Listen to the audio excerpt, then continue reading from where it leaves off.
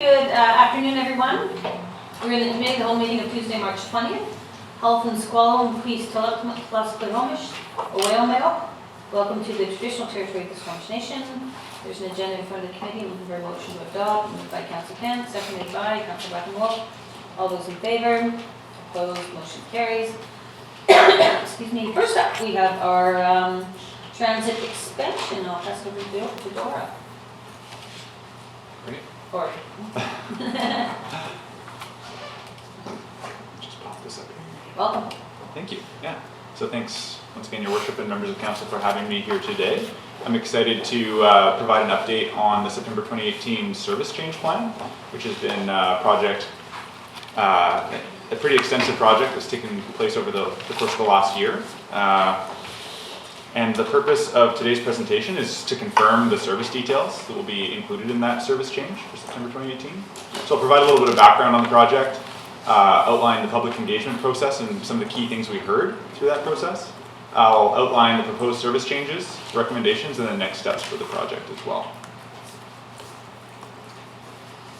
So project background. So in July of 2017, essentially every year we go through a 3-year transit expansion planning process. So last July, council approved in principle an expansion to improve service on the core transit network, to improve service reliability, and also to improve access to Quest University.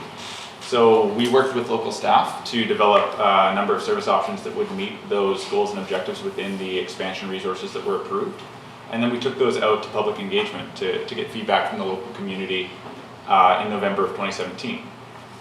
And based off what we heard from the public, we were able to refine those options a little bit. And then once again, working with local staff, we finalized those proposed service options and pulled them into this service change plan, which should be attached to the agenda, which is great. Yeah. So before diving into the September 2018 service changes, I just wanted to note that we also have a couple other expansions and service changes coming up before then as well that have already been approved by council. So coming up very quickly in April, we have a handy-door expansion. So we've got a new bus and a number of service hours to help alleviate some of the growing demand on that service. And in June, we've got the Squamish South Parks pilot service, which will operate over the course of the summer, and we'll be tracking performance and identifying how well that service performs.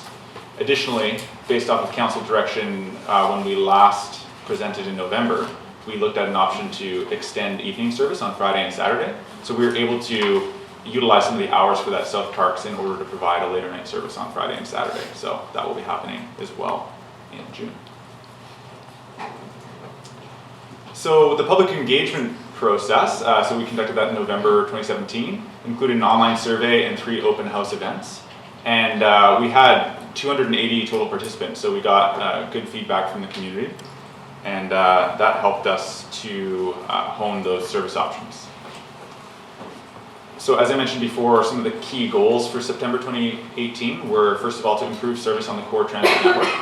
So what is the core transit network? So the core transit network is the service connecting downtown Squamish, your commercial and industrial area sort of around the Walmart, Brennan Park Rec Center, and then also the Garibaldi Village.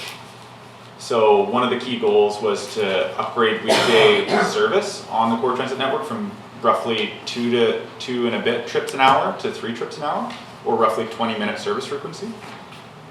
And also to help address some of the on-time performance challenges that have been growing within the community as congestion continues to grow. So in order to accomplish these goals, we proposed the development of a new route, the 9 Quest University, and we also proposed some minor changes to the existing routes, 1 Brackendale and 2 Highlands. So we made some minor tweaks to those 2 routes in order to save some running time. So hopefully the buses will be running on time once we implement these changes in September.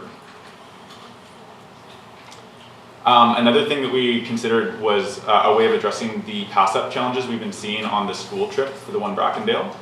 Something that we've heard from the community quite a bit. So we've earmarked some of those resources to provide an additional trip to meet that demand.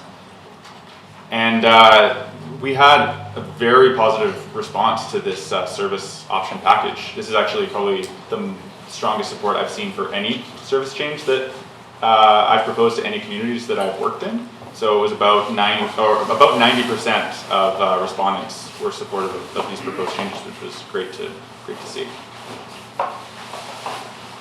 The other proposal we included as part of this service change plan was looking at ways to optimize the service to Tantalus. Because as we mentioned previously, the performance on that route was substantially below all the other routes within the system.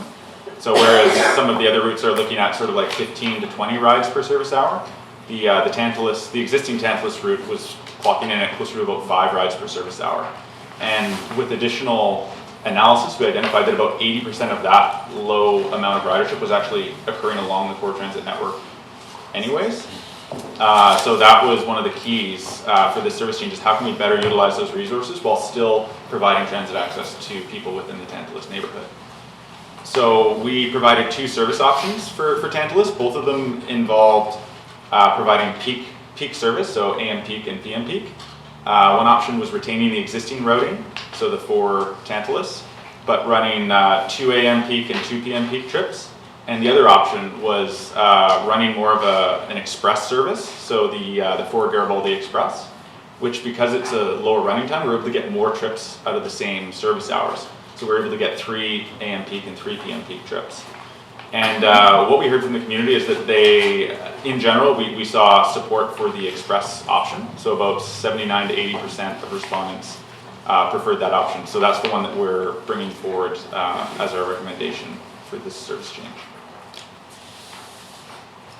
One final thing we wanted to get out of this engagement process was a way of better prioritizing some of the expansion options that were identified within the Transit Future Plan that we haven't already implemented. So Squamish has been very progressive of late in terms of providing expansion to the transit system. So we've already implemented most of the short-term options that were included in that 2015 Sea to Sky Transit Future Plan.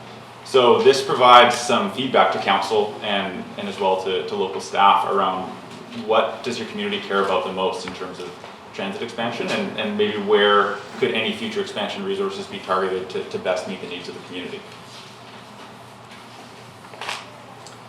So the next steps for this project, it always takes a while after we get approval for us to go through the process of ironing out the schedule, having the new rider's guide produced, installing new bus stops if required, or making those changes.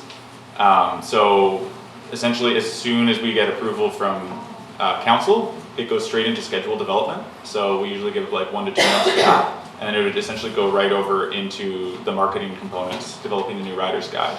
And we would have everything ready for the September 4th service implementation date. So we recommend that the District of Squamish Council direct local staff to work with BC Transit to implement those proposed September 2018 service changes.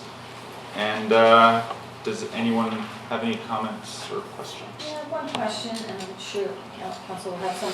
One comment we get quite often is about not having public transportation go to the 55 %.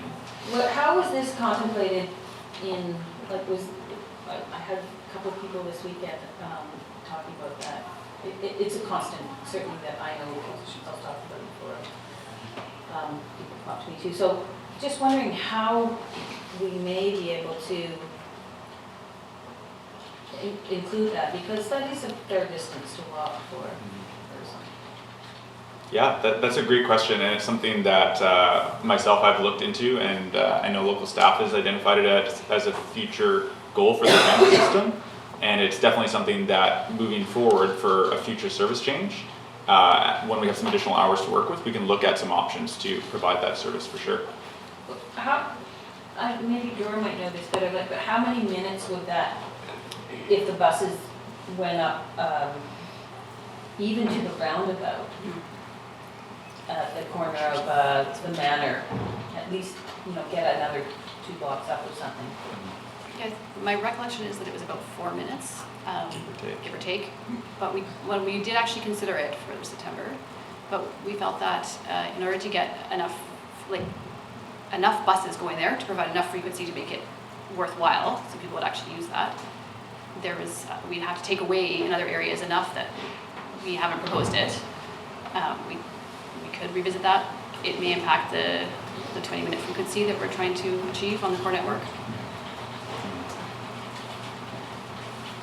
Yeah, I think that was the key thing. In order to meet the goals that council had identified previously, we felt that in order to provide a service that would be useful to people in that facility, to provide that level of service that would actually make it a viable transportation option, we would just need a few more service hours to work with. And we didn't want to erode some of the other goals of this particular service change to make that happen. But if that was an identified priority moving forward, we could definitely look into that. It's a high density area too. You can see more seniors anticipate doing in that area in the future. Pardon me, questions from council? Just one. The Brackendale route, when it gets up to Brackendale Elementary, on Thursdays, or any day up, leading up to Thursday, Monday through Thursday, it's quite packed. Kids get out, and it picks up all the kids at Brackendale, and then it goes around the corner to Don Ross, and it was like, I took it Thursday to pick my boys up because my wife had the car, and it was madness. Like, there was a lot of kids that could not get on, and then Friday, the kids at Don Ross get out an hour earlier, so we don't have that problem. Right. I'm just wondering if there's anything you can suggest about that, because a lot of kids were not able to get onto the bus. That's a great question. It's something we've heard a lot from a number of different riders. And actually within the service change plan, we've allocated the resources to provide an additional trip to mitigate that peak load issue. So yeah, we'll definitely be alleviating that problem as part of the September. Great. Other than that, it was a good ride and expeditious coming back on Friday. I was surprised it didn't take very long. And if there's actually 20-minute frequency, it gets better if you have to wait for the next time. The 20-minute frequency is just on the core network, which doesn't extend all the way up. Here. So in terms of changing out and advertising for the pilot projects, what are we doing for that? Like changing out timetables so people know where to catch the bus, and just hearing about that pilot project, how is that all going to roll out? So BC Transit is developing a communications plan for that we'll be working with them on. We're not going to produce a whole new rider's guide. We're just going to produce A rack card, I think we call it. rack card. So something that we'll put on the buses and can distribute. It'll just be sort of like a one-page double-sided, and it'll show the routing and the proposed schedule, and then we'll probably have IBC interior bus cards, so advertising cards on the bus as well, that will promote this new service, and also the extended late night service on Fridays and Saturdays as well. And I can't recall all the other aspects. Usually we do some other forms of marketing. Sometimes we do radio, newspapers. I'm not sure within this exact service change which ones we're including, but usually it's pretty comprehensive. And one of the things that council asked in November was how are we going to track the people using the pilot service, especially if 12 and unders aren't paying. So how are we going to be doing that so we know what the numbers are at the end? Do you want me to? Sure. Sure. Yeah, another great question. So we understood that this is it's a very important to assess the performance of this particular service. So we're developing a manual ride check process. So the drivers will be essentially counting people as they're getting on the bus. And then by the end of it, we'll be able to assess what the performance is like and come back to council with a recommendation about its value in terms of rides per service hour, addressing other community priorities and all that fun stuff. So. And the timing of the counters? It's still slated for the summer. I don't know the exact month off the top of my head, but nothing's changed since last time we were here. So. Is that in the service plan in section 4.3, it's the Route 1, 2 combined. It talks about the service van, and some of the hours just seem a little bit wonky. It says 11 p.m. to 12:30 p.m. Oh, maybe that was meant And to be 6 AM. p.m. to 12:30 p.m. But I think some of those are supposed to be AMs. Is this in the service document? That's what we share. Oh yeah, so the Friday was meant to be AM and the Saturday as well. Yeah. Yeah. Okay. Yeah. Good catch. Thanks. Councillor Schmidt. Thanks. As far as a way to track people using the system, I really enjoy the changes online. The new route finding on the website, it makes it much easier. My kids can now check and figure out where they go to where they're going to visit their kids. They're using the system all the time now. Is there a way that you can actually track those web clicks instead of just to figure out users to your site in our region? So instead of using a bus counter, like start tracking web visits to the BC Transit site, how many people are actually using the route finding to different regions, and start measuring in that way. It may be it may be some useful data to figure out, because I know my kids are on there, they check their routes, and then they go to the closest bus, so they're not sitting around waiting at the bus stops anymore, which is really a great service.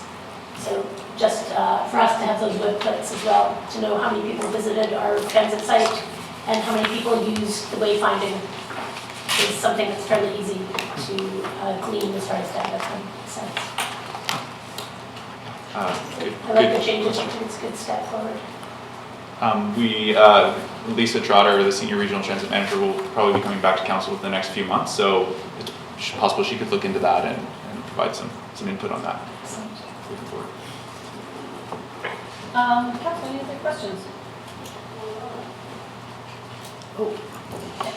I know we're talking about putting new signage in and at more stops and schedules.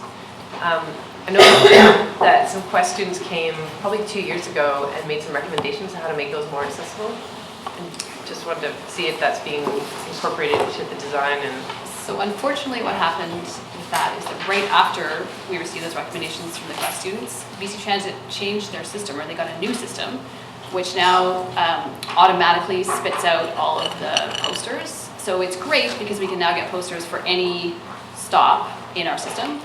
It's bad because we can't affect the layout of they're just automated, so we're pretty much stuck with the one way. yeah. Is it easy to read? Useful?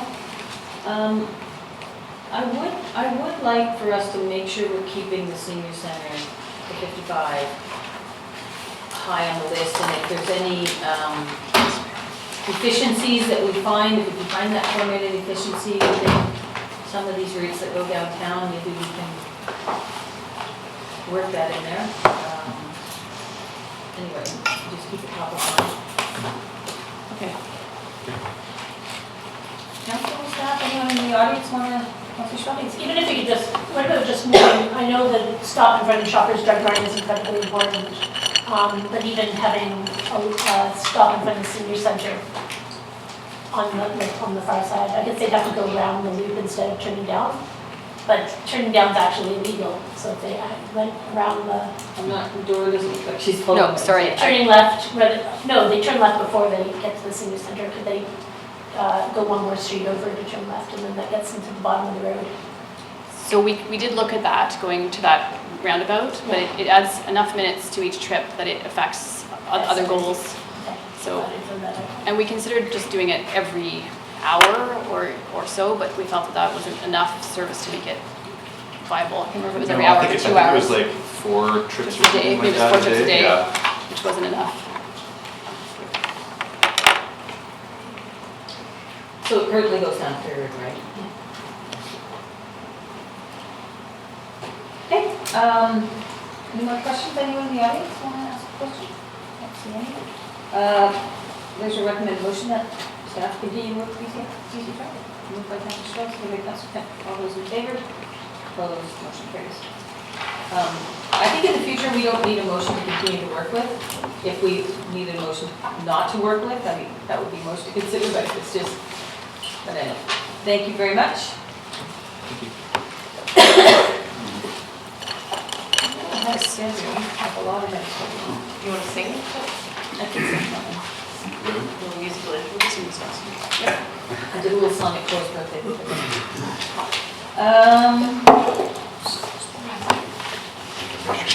Oh yeah, that's, We had a whole hour. We did, you never know, Ken. I'm just wondering, I just don't know if people are going to come for the projects done. So, I wonder if we could do the foreign buyers tax conversation first. Thank you very much. Yeah, no problem. Anytime, anytime.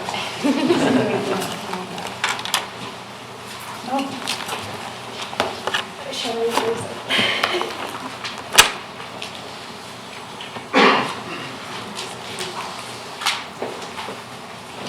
Who's that? Well, that's council discussion. staff, I'm assuming. As you all know, in the provincial budget, the provincial government came up with new foreign buyers tax geographical areas and a new tax, a speculation tax. Included areas in the Nanaimo Regional District, Capital Regional District, in and around Kelowna, West Kelowna, Metro Van, all of Fraser Valley, and didn't include Squamish. I did send a letter to the minister a couple weeks ago just to ask if there was a rationale why we were excluded, so we could have some understanding of the perspective. I haven't heard back from Mr. James yet, however, our MLA did have a conversation with Mr. James, and based on his conversation or his interpretation of the conversation, it sounds like the government really didn't have any idea of the cost of housing in Squamish. So I look forward to hearing back from her. But in the meantime, I did want to have her direct response back before we had this conversation, but it was just taking too long. So we wanted to make sure the council had a conversation about the foreign buyers tax and the speculation tax. Just very quickly, foreign buyers tax is a one-time tax on a purchase. Speculation tax is a yearly tax on anything above, I think it was above a certain amount. My understanding is the government has been getting quite a bit of pushback on the speculation tax, and likely that tax will go through some changes and may not even get back on the legislative agenda till next year sometime. So there may be quite a bit of time to be able to feed back into that particular tax. I think that's certainly probably the more controversial one. Council should discuss whether or not we want to ask the government to be included in the foreign buyers tax. Councillor Pryor. Yeah, thanks. Yeah, I'm glad we're having a conversation because I don't know if we do want to be included in the tax, especially the second tax you mentioned there. Yeah, because I know Kelowna, all these other places are not wanting to be included, and some of the rationale is they're worried that potential if prices start coming down, it'll make existing homes not valued what people have mortgages on. And, amongst a bunch of others, I just read it in the paper yesterday, so anyway. Yeah, so let's, I'm wondering if we should break this down into, just so we don't get confused, into speaking about the foreign buyers tax, perspective on that one, and then speaking about the speculation tax. Just so we don't get confused, because they're very different taxes. I'm not sure if I've seen enough analysis on how the foreign buyers tax will actually affect housing prices and who it affects, and I'd like to see how it's rolled out before we start advocating for it. Like if it does, I know there's a sharp decline in July, but basically I'm not sure how implementing foreign buyers tax in our region without having any data analysis on how many foreign buyers we have. If the majority of our market is foreign buyers because people are buying here for lifestyle, I just wonder how it would roll out without the data to actually support that it's a problem in the first place. Yeah, certainly the foreign buyers tax isn't new. It's just been expanded areas. And I'm not sure the conversation really is about if people are coming here because of lifestyle, or people are coming here because they like the name Squamish. I'm not sure the reason why people want to move here is necessarily the conversation. I think the conversation is, will this tax, if we aren't in it, help inflate costs here, or if we are in it, help manage housing costs here. Jason.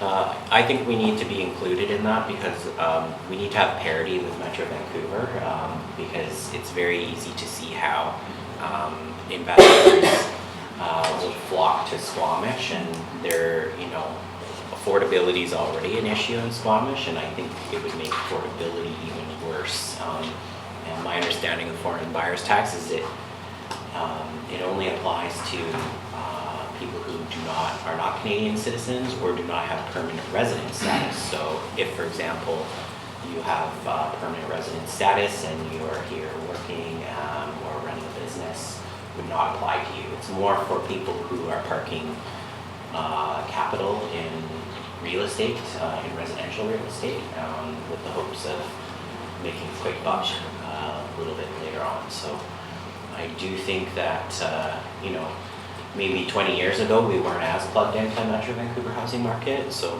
we might have been able to, you know, stay away from that, but we're clearly integrated now with the highway improvement and all of that. So I think it's good to at least have that parity, and you know, ultimately it's up to the province is going to decide whether, you know, it's working or if they need to revise it, but I would just argue for parity with that.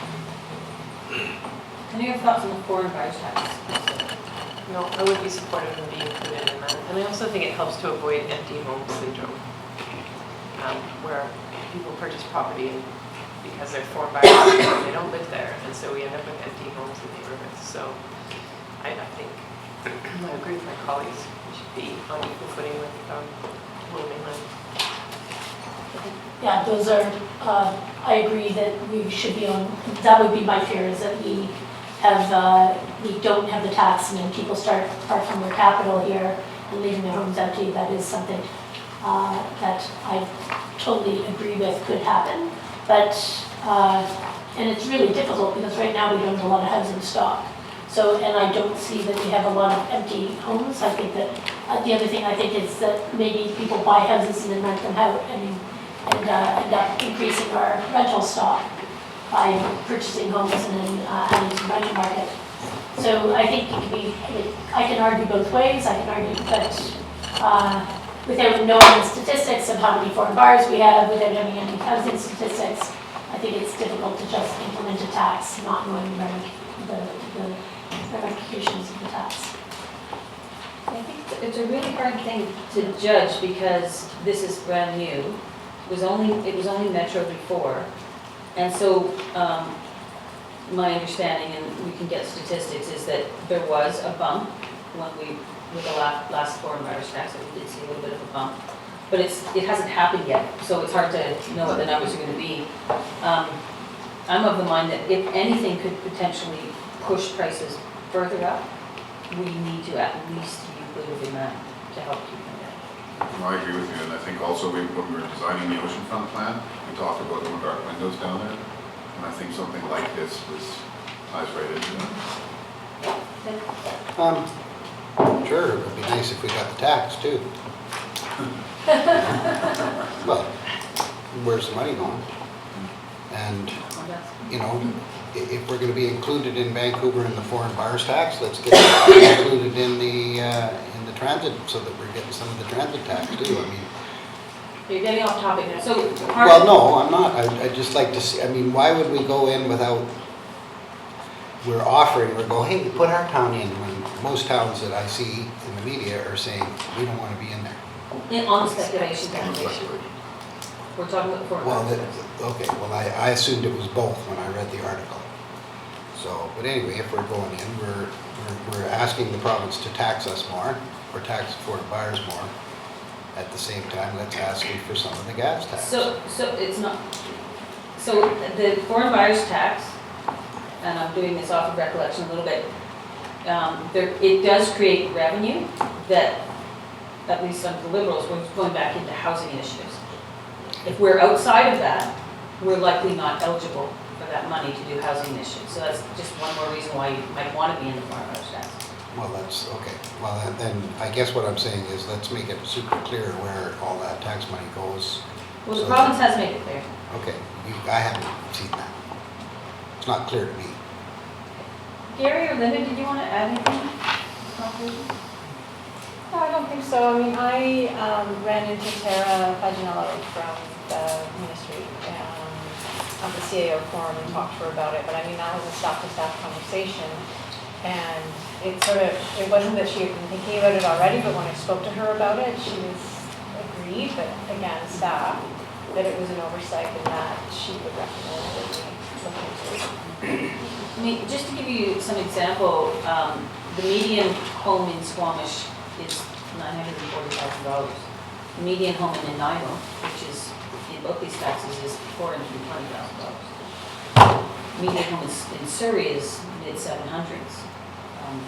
Maple Ridge, same. Langley, same. So we're far and above the areas that they're trying to control the housing costs of. And I could just imagine if we aren't in it, and everyone else around us, Fraser Valley, Metro, big chunks of the island, the interior, it's just going to negatively affect our housing prices here. Negatively meaning they'll go too high, affordability becomes even more of a challenge. So certainly on the foreign buyers tax, I'm supportive of that one. The speculation taxes, another one, won't go there. We seem to have general consensus on the foreign buyers tax. If we don't have a lot of foreign buyers coming here anyway, then it doesn't really matter. 900, Oh, I can't remember where it it says 700 meeting or average. what year? This month. That probably includes condos. Yeah, no, this was income. So, any motion up to that effect? Do we want to write the minister requesting what he be included in the zone for foreign buyers tax? I'll make that motion. Moved by Jason, seconded by Karen? Yeah. So then we try and gather some information, and I know I might not be paying attention, but shall we gather some information for council on where the forest tax goes, what percentage we could see in affordable housing, and what benefits we could get from it, like percentage-wise? Sure. Call the question, all those in favor? Opposed, motion carries. On the speculation tax, I don't think it's as important to jump on that yet, because I think it's going to change quite a bit in the next couple months, maybe take about a year to get to the legislature. So does council want to sort of just give the ministry, put the ministry on notice that we're keeping an eye on it, or do we just want to be mum on it for now? Well, I think it would be important to, obviously give time for the government to work out, the full policy and what exemptions are going to take place, and but I do think that anything that will encourage people to, if they do own a second residence, encourage them to put it into the rental pool as much as they can. That would be good for Squamish. So, but I support the sort of the idea of saying that we'll wait and see and let them know we're following that and interested in hearing a follow-up on that. Yeah, I would like to take a wait-and-see approach, but I would also offer up the district of Squamish as a place that they could come to and consult, because we sit on the edge of a large metro, but we also have people that keep vacation homes here. And so we could provide some feedback on how it would impact us as a good case study. So offer that support to the ministry that way. From what I've read, originally I think the plan was really focused on metropolitan, cities, to avoid just the case that a lot of these more tourism or cabin-focused communities, you do have people that would get unfairly penalized for having family cottages that they've had for years and years and years. So I think they're going to work out the kinks in what they've created, but yeah, when we write to say we want to be included in the foreign buyers, let's be clear that we'll sit on the sidelines of the speculation tax so that we don't get lumped into both. It's like making decisions in the absence of information, and people that speculate and buy multiple homes are worse than somebody being a foreigner and buying a home from you. Speculating, buying 10 homes at once and then leaving them dark and parking their capital. It's the exact same way to bury capital. And yes, there's those people that have cottages, but I don't know too many cottages in our area. But what's the difference with somebody buying a place in Squamish and leaving the window dark in Squamish and it's their cottage in Squamish? and they come up on weekends, it's still leaving a house empty that could be rented out, and it's still selling. So I don't, if we're gonna go in on the taxes, then for our area, we're not cottage area. We need to have those homes for occupancy. So why not go in both? If we're gonna do taxes, then we should do both taxes and measure the outcome. We won't be able to separate one from the other, we won't be able to figure out which tax would be more effective unless we go in on both. I think the challenge right now is the speculation tax is really all up in the air right now, so it's just, let's wait and see what they actually finalize, and then actually make a decision on the information. If you use Jason, Councillor Clapper's rationale, then we should be included in whatever loan amendment does. Ted and then Jason. Thank you. Well, what Susan said there in the beginning, it's like making a decision on what you really don't know about for me. You know, hopefully when we go for one, it doesn't mean you have to go for the other one. And, you know, all I'm going on is what I read in the paper, so. But second homes, like Karen says, family homes that have been cottages and family homes for generations are all of a sudden going to be for sale because people aren't going to afford the 20 grand extra a year in taxes. And I mean, you know, so there is a, you know, what I was reading, and it was in the Kamloops and Penticton and all those areas up there, we're worried about the masses leaving and the property values coming down and the existing homes not holding the value that people have paid for them. So that was one thing. And so that's legitimate to them when you think of, you know, the cottage country area up there, and, you know, think in Sunshine Coast, and not Sunshine Coast, but Nanaimo and all that area over there, they're all up in arms because there's people that live in Alberta that come out for 4 or 5 months a year, and then they go back to Alberta for the summer, and they do that. Well, they're selling because they're afraid. They're selling now because they're afraid. So I wouldn't want to jump into this one without understanding it a little better. Well, I mean, from what I understand, the way that the policy came out and whatnot, you know, it's still being redeveloped and redefined. But I mean, I think what they were going for and what the actual issue is, and it is centered around Metro Vancouver, but increasingly in other places. And there was recommendations by UBC economists on how do you tackle and reconnect housing prices to be more in line with local incomes. And one of the ways that they said was a speculation tax, which would apply to people who don't earn any income or pay any income tax in British Columbia. And the point of that is to actually be able to raise some funds to build affordable housing, where in the old days we would have been taking that from, if those homeowners were paying income tax and putting it in there, well, that would have been fine, but we're in a more globalized situation. So I think, you know, it's definitely centered around, you know, west side of Vancouver, those kinds of places.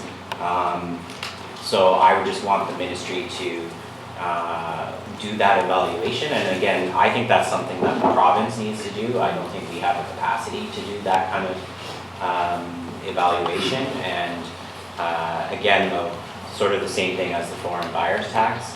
We would just need to make sure that we want the province to be aware and evaluate what are the consequences for a community like Squamish. And again, if there is a danger that there's going to be a huge influx of buyers just, you know, fleeing that tax, then we need to do something about it. And it's not about taxing cabins or anything like that. I don't think that was the intention, and I wouldn't support anything like that either. But you know, unfortunately, it's been conflated. I agree. I'd like to see how it will go, what it looks like before we opt in or out. Yeah, I understood it the same way Jason understood it, and I think there should be a renter's rebate as well, that if it's a dark window house that is rented out, that you get a rebate in your taxes, so that if your house is a speculation house, but you're utilizing it to house people and you're within market rents, then you should get a rebate. So, yeah, we'll see how it rolls out, but I do agree with, I almost agree with the speculation tax more than the foreign buyer's tax. But anytime, If it's yeah, implemented if it's correctly. implemented correctly, that's right. And, you know, you're really looking at foreign corporations and foreign citizens parking capital in countries that you want to avoid is basically capitalizing your housing market. And it's really, yeah, but it is really hard to say in Squamish how much of that is being utilized and how much of it is people just fleeing higher rents and higher market prices and coming up to Squamish driving houses, right? So it is, but I'm totally happy that, right, to be included in it, so the speculation tax is all done. Yeah, I think, I guess with the exception of maybe Ted and Susan, but on opposite ends, I thought I was hearing, let's say that we're paying attention, we want to have some input on how it may be formulated, and we're taking a bit of a wait and see approach, depending on how it actually ends up rolling out in its final form before we take a position whether or not we want to be in or not. That's generally what everyone's sort of saying. Okay, so I'll include that in the letter to the minister. And we'll follow up with the minister, probably on a whole bunch of housing-related issues. In my letter to the minister, I did outline again the seniors, I always forget the name of it. Shelter, yeah, and ask them to relook at that again. We seem to get skewed because CMHC does an evaluation on very limited supply and not on the real picture of what it costs to live in Squamish. So we'll continue to, as we did how much success with the last government, we'll see how much success we get with this one. Okay, I don't know if I need a motion to include that. We can put it in a motion to include that letter, but moved by Jason that we take a wait-and-see approach on speculation tax and communicate such to the province. Yes. Second by Susan. All those in favor? Opposed? Motion carries. Thank you. Moving on to capital projects. Welcome. Is there We did get quite a few emails over the last couple of days on various active transportation and other roadworks type things, and just wanted to counsel through the package.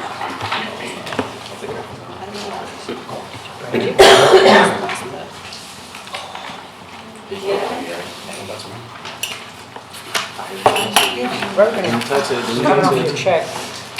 You want to take a? Yeah, a minute would be great. Why don't we take a 4 minute break? 3 or 4. We're back in the committee hall meeting, and that's what we're doing. Great, thank you. My name is Jesse Morwood. I'm the new capital projects manager. So replacing Matt Simmons, who I think you all know. Just a quick background about myself. I've been in Squamish for 8 years now, working for the Ministry of Transportation and Infrastructure. So I think a few of you we've crossed paths in that capacity. About me, I'm new to the program. I started about a week ago, so I'm just kind of getting up to speed. So I'm not going to have all the background, but I'll do my best here. And then we do have a support team that I'll introduce right now. So we're going to break this presentation up into 3 kind of different fields. I'm going to start with sanitary, water, and roads. Dory Gunn is going to talk about active transportation and transit, and then Gary Buxton is going to take us into parking.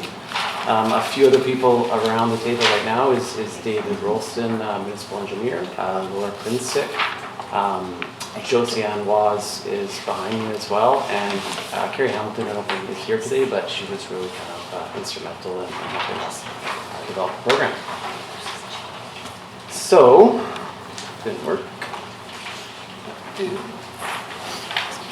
Perfect, thank you. So I'm going to give a quick background to the rationale about how we decide on projects. I'll go through the specific project options, and then I'm going to ask for input if there is any. So just a kind of a general background, what we're talking about is kind of the annual budget line items only. So this is kind of more the bucket capital project lines that maybe there was a general line in the budget item, but we didn't specify in the budget. So it's not all the capital projects, it's kind of those ones we have some discretion and we lay some input from council on. As far as the decision making, it's quite an integrated process. So we certainly look at all the individual aspects of the infrastructure program. So paving, water, sanitary, transportation, transit, but they're really interrelated. This will certainly become more apparent when we get to the paving slide. You'll see our decision making is really how do we integrate all these things. The reason we want to integrate is that it's often more cost effective to do everything at once if we can. It's also much less disruptive to the residents if we're able to come in and do all the projects and then we're gone for a number of years. There's certainly some other considerations that we consider is certainly this long-term kind of master plans that maybe something it appears it needs to be done this year, but we have a plan to do it in 3 years. Certainly all the development around town is affecting how we're planning and programming our works. Certainly the public input is always really important for our for input, as well as other departments. So there's public works would be a big player, planning. All the other departments have a say in how we do our work. So I'm going to jump into the sanitary system. As I mentioned, we have a master plan that we're just in the process of updating right now, and it's helping us define what we want to do this year as well as in future years. There's some other background, including some other studies, and Public Works has really helped influence what we're going to do this year. So there's three main aspects. I've abbreviated it just to simplify it, but the first one there is trenchless point repairs. Effectively, those are sewer repairs that are basically done under the ground, so out of sight, out of mind, but still very important for us. EPR stands for excavated point repairs, so those are open cuts, sewer repairs, so that the public it's a bit more visible, the public will see them. We try to avoid them because they're expensive and affect our asphalt. The third component is CCTV, which is basically inspecting all of our sanitary lines. Vapor test is kind of looking for issues effectively, and also manhole inspections. That's really integral for refining our program. It also helps us with future planning. So the CCTV, for example, can help us identify cracks in the pipe, that kind of stuff, so we can make sure we fix it or get it on the program for future years. For that stuff, we are going to focus on around downtown and Hospital Hill. So it's basically part of an annual program. We do a certain part of town every year so that we always have a relatively updated information. Moving on to water. There's kind of two main things we're looking at when we define our water program. First of all is kind of the condition of the pipe. The second is for kind of fire flow capacity, so for safety, to make sure that we have enough flow available if there is a fire. There's 6 projects I think we've identified on the program this year. Just quickly going through them, Government Road is a connection that we certainly worked in that area last year, but we weren't able to do a small section due to, I believe it was environmental permitting, so we're going to be able to do it this year. Skyline Drive is again that kind of fire flow where there's a fire flow deficiency, so we need to connect a few pipes and add a loop to the system so we have that capacity. Argyle Crescent is the same as Skyline. It's effectively a fire flow capacity issue. Perth PRV. A PRV is a pressure reducing valve, so effectively we have a piece of infrastructure that's part of our system that's old, outdated, and needs to be replaced. Garibaldi Crescent is in the estates, and again it's a small old pipe that isn't meeting the needs of the public, and we need better capacity for fire flow once again. Last but not least is Clark Road Water Main, where that's a 1959 pipe, so it needs to be replaced. moving on to paving and road reconstruction. You know, again, they're all integrated. There's a lot of different reasons why we've selected the plan this year. I do just want to kind of put a broad comment out there that we can always do more paving. There's a lot of asphalt that's in poor condition. It's a very challenging. It's very challenging to decide exactly what to do and how to prioritize. But this next slide will kind of help us understand a bit why we picked the ones we've picked. So here's our list for this year. As I was mentioning earlier about the integration with active transportation, sanitary, water, all that stuff, you can see that every project we're doing this year has some interaction with other aspects of our program. Active transportation being a major one, and which Dora is going to kind of delve into in more detail here. I'll quickly go through the list just so you understand where these are and what they are. Guildford Drive is kind of the main access road into Valley Cliff. It's in rough condition. It has some potential sanitary issues that we want to excavate and have a look at, as well as resurface the road. I think there's also some safety improvements we want to do at Valley Cliff intersection, as well as a crossing there for the trail. Depot Road paving is the intersection of Government and Depot Road. You know, there were some cuts there last year. The bike lanes are worn out, so you know, our plan is to go in, resurface everything, and reestablish the bike lanes. Depot Road is shoulder add-on is in the same area, so on the south side of Depot Road, heading towards the highway, we want to add on a 1.5 meter, I believe, bike lane, so that would give us connectivity, bike lane connectivity for all of Depot Road, which would be a good, I think, satisfying project. The next one is Diamond Head Road in the Estates. This is a road that's in tough condition, and it also has a lot of sanitary and water issues, so this is kind of an ideal scenario for us where we go in and do everything at once, make sure it's all in tip-top shape, and hopefully not come back for a long time. Clark Road, this is because that was the water pipe they're replacing is a number of years old, so we're going to go replace the water pipe and then come back and resurface the road. Skyline Drive, this is again has water, sanitary, and active transportation issues, so we're going to kind of address all of those at the same time. Argyle Crescent is again attached to the water plan I just mentioned, so we'll resurface while we're there. Also, a few other projects that I think the group may know about. The Loggers Lane, this we started work on this week. The budgets for this section is coming out of the paving budget, which is why it's in here, but it's more of a lighting project for this year. That was a carry forward from last year, though, wasn't it? Yes, it was. Yes, it was. Also, Squamish paving plan, what that refers to is we need to update our master plan every so often, and so we're in the process of hiring a consultant to help us establish our next long-term kind of paving program, which will help decision making in the future. As well, we've added a couple lines for basically miscellaneous. Patching refers to just all of this. There's going to be numerous patches all over Squamish that we're going to want to do. We haven't defined that list. We will define it in the coming months. They're going to be small patches, and it's going to be affected by some of the works maybe developers doing. Public Works as well is going to address some of those really bad sections of asphalt that we all drive over. Crack sealing is a preventative maintenance activity, so again, we haven't established exactly where all that's going to go, but we're in the process in the next month or so. Lastly, we have a contingency line.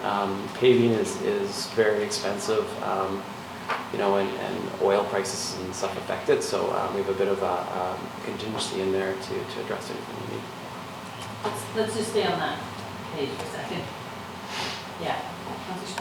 Thanks. Is the Loggers Lane lighting project the corridor trail lighting? It is, yeah. And it goes from Brennan Park over to, is it from Brennan Park over? To Finch to Centennial.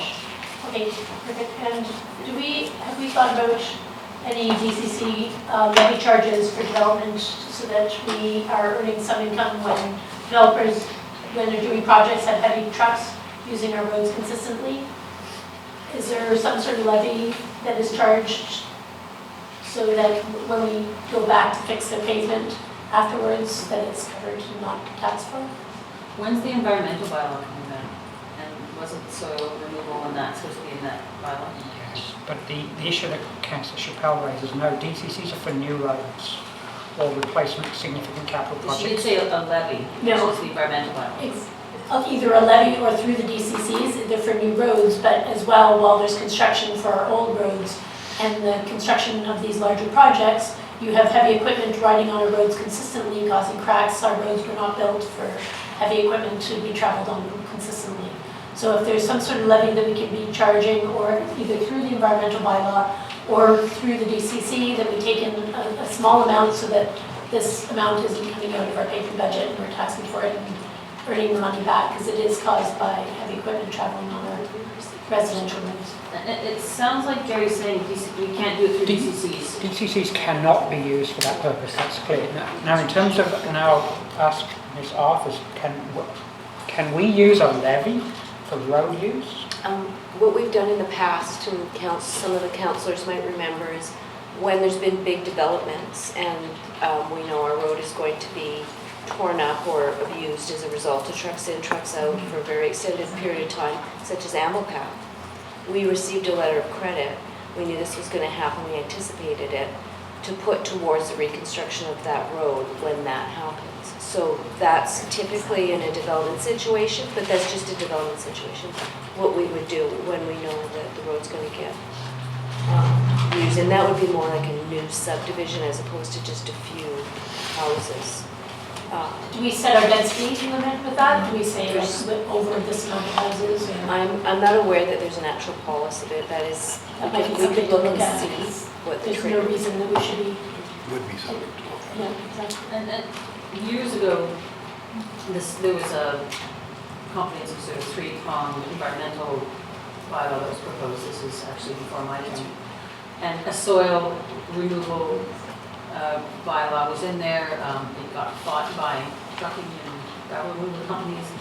It never got implemented, but it was intended to create some revenue to help rebuild impacted roads from heavy trucking. So I'm hoping that environmental bylaw, which is overdue.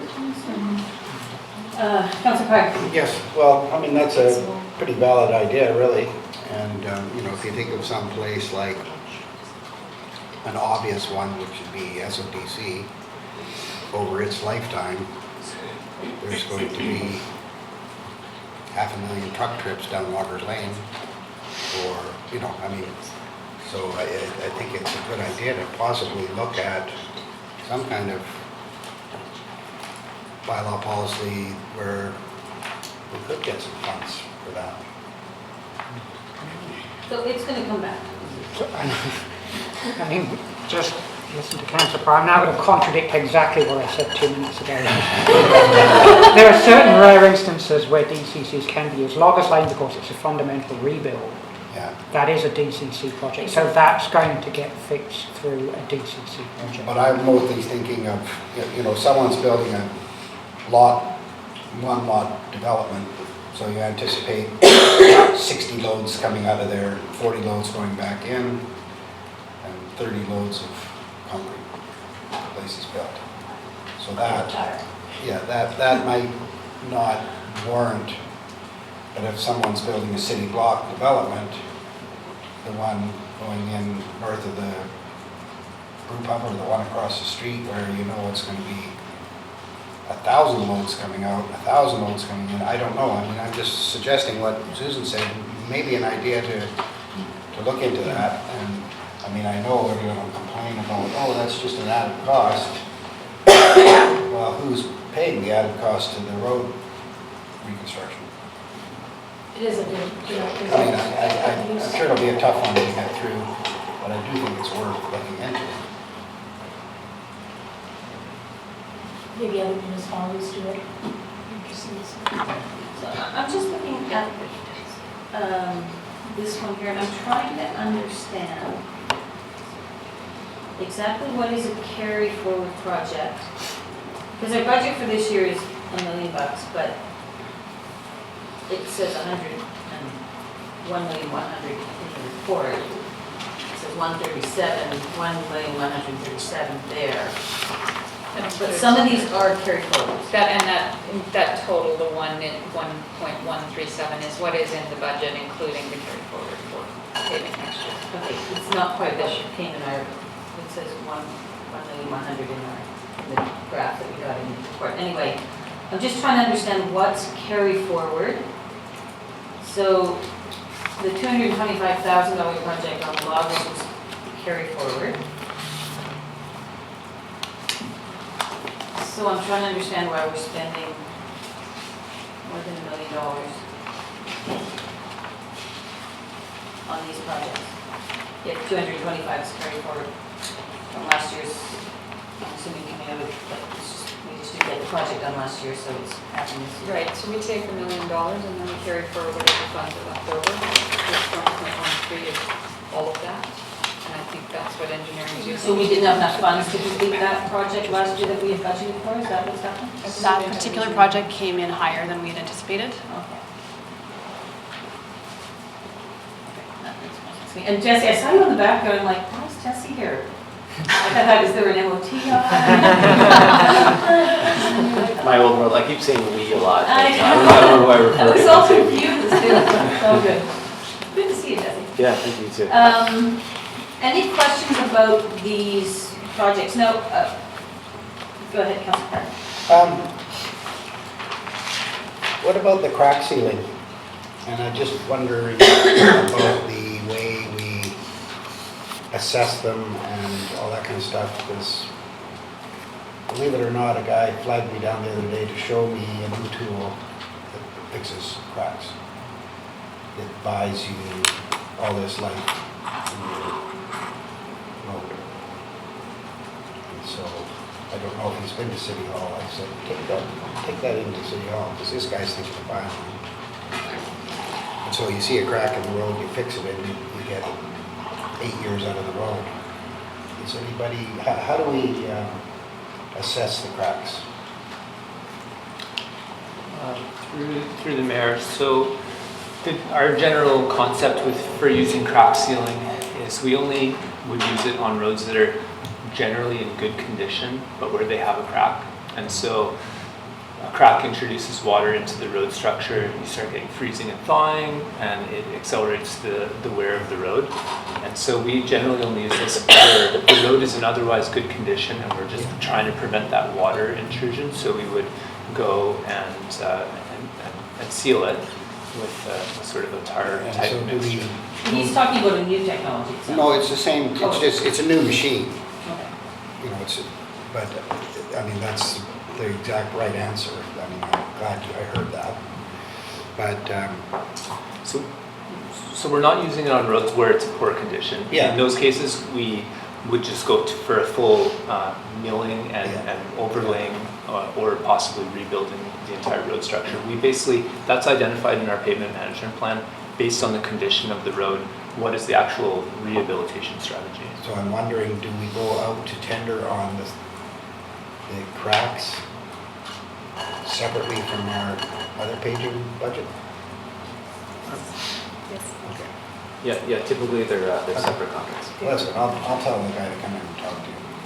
It's just like a mini, I mean, it grinds down 4-foot strips and places it at the same time, just like the big ones.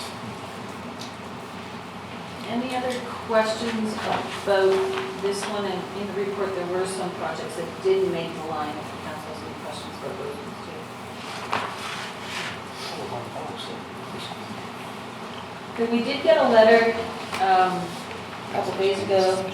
I think it looks like one of them was submitted as part of the OCP process, talking about speeding in certain areas and the design of our roads. And we had a little bit of conversation at a break there about how we're designing roads and the speed with which people drive our roads because our roads are designed in a certain way.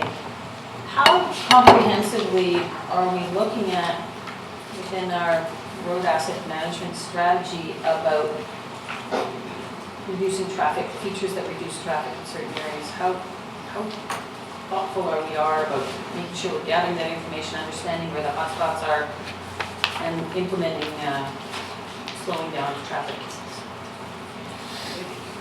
To be honest, I mean, I'm not an engineer, but I'll jump in. I know one of the principal changes we made is narrowing carriageway width and lane width on, which is probably the first and easiest thing to do. I'm sorry, I didn't hear you, Gary. I had trouble hearing that. So it's to reduce the Travel travel lane. lane width from 12 feet to 3.5 meters to 3 meters. Seems not that simple. That's the first and easiest thing you can do to narrow the travel lane and reduce vehicle speeds that way. You know, Laura's been working on new road cross sections. So just on that, so in some of these roads, they'll be 3 meters, not 3.5 meters? In some cases, 3 meters isn't necessarily realistic because there's enough larger vehicles still using, and then near corners they have to be wider than that. So you can't just universally say, oh, this will all be 3 meters.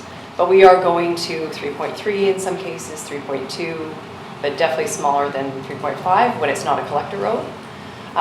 We haven't, I wouldn't say, I mean, we've done a lot of work, as you know, through the Safe Routes to Schools in identifying areas where there's speeding and there's sort of unsafe conditions. I wouldn't say we've done a comprehensive overview that would require a whole study, in a sense, to review the entire town and where we think all the opportunities to do traffic calming or different things. I mean, I think we'd love to do that. I don't think we have the resources to do it at the moment.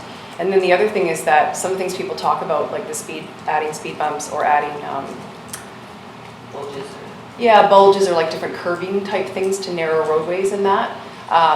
Then we run into the snow removal public works issues. So we always end up in this spot where, like, yes, we'd love to do all these neat things. However, we have to still manage them on the other end in terms of maintenance and, yeah, so we're somewhere in there. So, I'll go to Susan in 2 seconds. So how would, for example, you get a letter like this, how do you take public's feedback and sort of at least put it into the hopper, per se? So I would say in general, it finds its way into that. We have that master list. I mean, this almost feels like we're getting to Dora's turf in terms of the Safe Routes to Schools, so maybe I'll hand it over to her to explain that more. And this is related to the Valley Cliff lighting? No, No. this is The speeding on North. highlight. Oh, this is the Highland Space. Provide a bit of input to that if you Sure, go ahead. So we are somewhat responsive. We receive public complaints or comments. Often there would be a resident who will say, people speed really quickly down my road.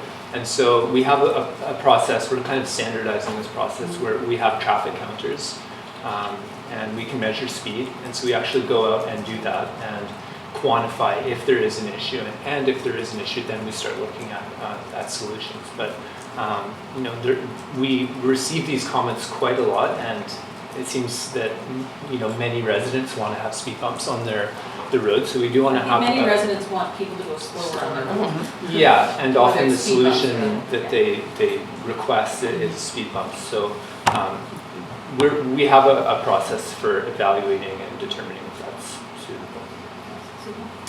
Thanks.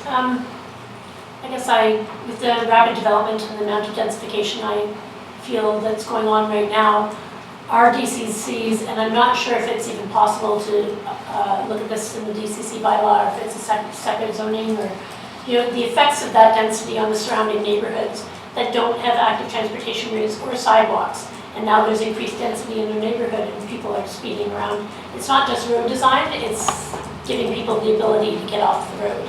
And the majority of our neighborhoods currently don't have sidewalks, yet they're affected by the density.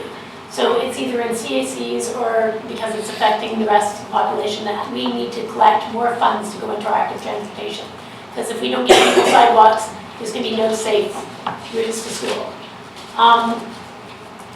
So I'm just wondering if there's a way to recover or capitalize on the amount of densification from the developers adding into the active transportation, so that we can actually, because I never see sidewalks budgeted. And right now, we don't have safe ways to get around downtown, we don't have safe ways to get around Denville. I just drove over to the Sandman last night, and there are no sidewalks in the area. I don't know how that happened, that we let Solterra develop with no sidewalks. there's no bike lanes, there's no way to get around without being on the roads. And now we have put a large amount of alcohol-related and pleasure-y sort of stuff in that district. So we have a bunch of drunk people wandering around. So maybe, I don't know, bumpers or Biking around. yes, both biking and walking. I think our active transit, like BC Transit's done a really comprehensive job of providing bus route transportation, but you know, when you park outside anywhere, there's no sidewalks, there's no way to get around that area. So I don't know how we're developing that area without sidewalks. David, go ahead. So I think there's three primary funding mechanisms for funding active transportation. The first is DCC bylaws, and we actually do have active transportation as a line item within our DCC bylaws. So that is one potential that we're collecting funds through development. The other is if a property is rezoning, you can incorporate that into a land development agreement or through a community amenity contribution. And then the last is for through our subdivision and development control bylaw. So if someone's subdividing their land or getting a building permit, then we can get frontage requirements, so sidewalks, path road, sewer, water, that kind of thing through development. So those are kind of the three primary mechanisms that we can do that. But then it's only frontage, although it affects the rest of, and I guess that's community amenity contributions. So because even though they're just doing the frontage, it doesn't connect to anywhere. So, but it has a high impact on the rest of the neighborhood, so it could be considered for an upcharge in CACs. We have a charge for affordable housing, which is appropriate. We have a charge for arts, but we don't put into how the density affects the traffic for the rest of the areas, and now we're left collecting, now we're left at a deficit for active transportation in the neighborhoods and not able to fund because it's so expensive to put in sidewalks. So I just like to keep that on the radar because I really find, especially in Denville, we have a lot of moms that are complaining with the increase in traffic, they can't reach the sidewalks that get them to school because the traffic's just crazy on the streets. So they leave their house and have to walk on the road. And because of the increase in density and traffic in the area, it's become incredibly unsafe. So I just, I'm not sure how we increase our CACs, or we just looked at our policy, where we can fund that from, but we have to start looking. We can't expect people to always rezone and upzone to deal with our old neighborhoods, but the new neighborhoods are going to have a high impact on those old neighborhoods. So we need to figure out a way to get sidewalks or safe routes in those neighborhoods. Yeah, just looking at the road reconstruction plan, and I see under the patching line, just curious if any of that money is being dedicated towards Brennan Park parking lot? Is it all road work? Yeah, not at this time. It's just all road work at this time, yeah. We have a separate line item for future years specifically to do a large scale repaving for I was in there on the weekend, it's looking a bit too early. Thank you.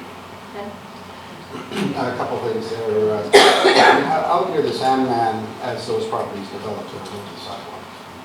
But to Susan's point on, sidewalks coming to a section with no sidewalks, I know in Denville, when people were building the houses in there, we had a policy that actually says, well, you've got no sidewalk on that side, and you've got no sidewalk on that side, you don't have to build a sidewalk.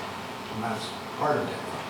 So I assume on safe routes to school though, I don't know, but on safe routes to school, do we designate any development putting sidewalks on the safe route to school? I can start to answer that. Well, no, we haven't had very many developments in that area. No, but as they go though, we have to Yes. start somewhere. So we now have the active transportation plan. We are using it to the greatest extent possible to guide frontage improvements for new developments. And I'll continue. In terms of, we have not been having like either single family homes or like carriage homes or duplex new builds. We haven't basically been asking for frontage improvements generally from building permits. We can under our subdivision development control bylaw, and that would be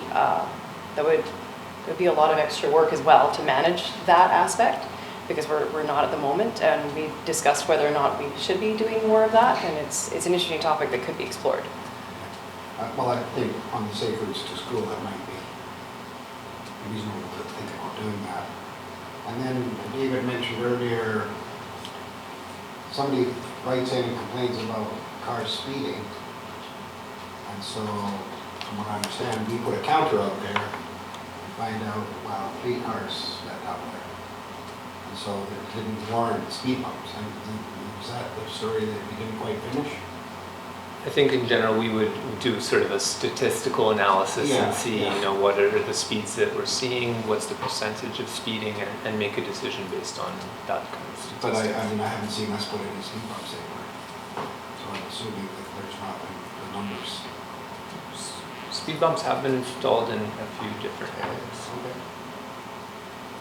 Thank you, Mayor Husband. In addition to that, we have a good relationship with the RCMP, wherein if we get complaints and then our traffic counter is showing speeding, that they'll deploy a car for discouraging. On that, I was out with my friend Jared, the RCMP, pull up. I was a bit nervous.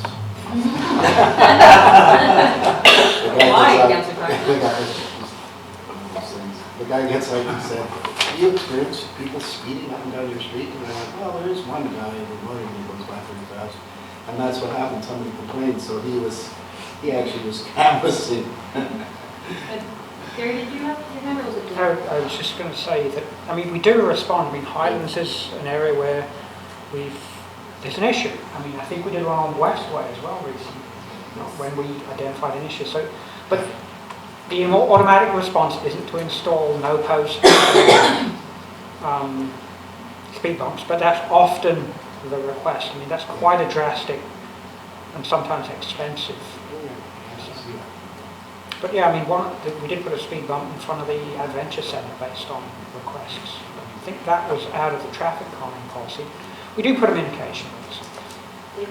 There have been 2 comments about the road by Sandman, so I just wanted to highlight that we actually do have a DCC project that we have included in our 5-year financial plan for the Pioneer Way extension that would be built.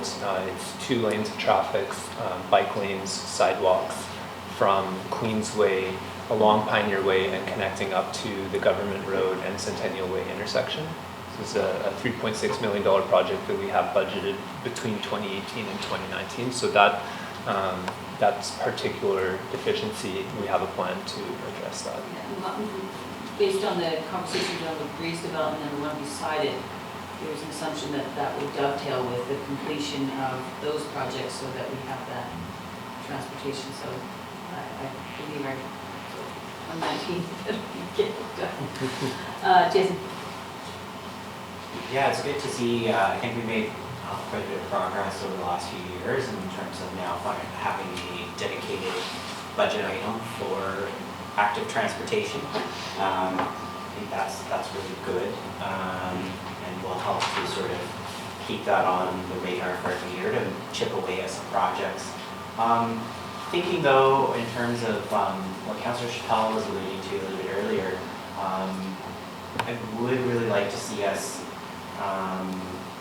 find a different way immediately in the near future while we have this big burst of growth to have some really specific funding that will come from development or other sources to just make some really big strides. Like, I mean, this budget should probably be triple or even quadruple what it, to actually make a dent in things. And so, and I would agree that, as we densify, I mean, it's essential. It's not even to be optional that we have that better circulation for bikes and pedestrians. And my remark on, sidewalks everywhere, I don't actually think we need sidewalks everywhere, because if we have well-designed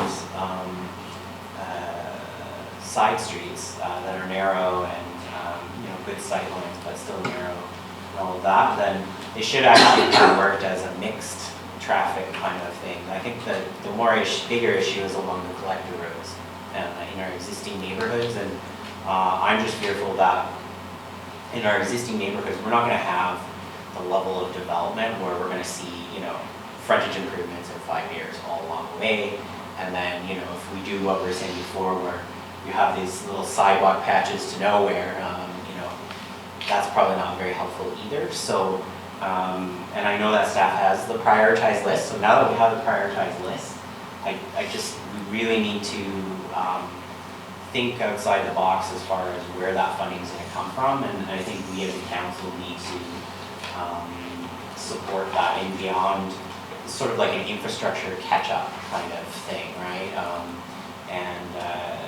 I'd really like to see us sort of take that next step, and I know not many communities have done that, but I think we could take some leadership, and we have some good sort of plans in place, and we just need to fund them. So, I just put that out there, and likewise too for road paving as well. I mean, we probably could spend a little bit more on that, and so if we can get some money for that, that'd be great.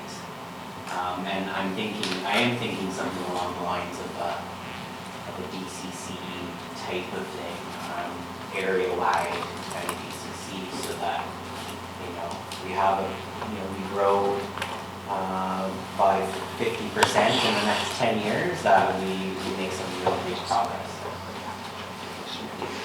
I think the whole conversation will follow up in another, to drill it down a bit more. One thing I wanted to just, thinking about it, and it feels a little bit like the tail wagging the dog when we make road design decisions based on 15 snow days and not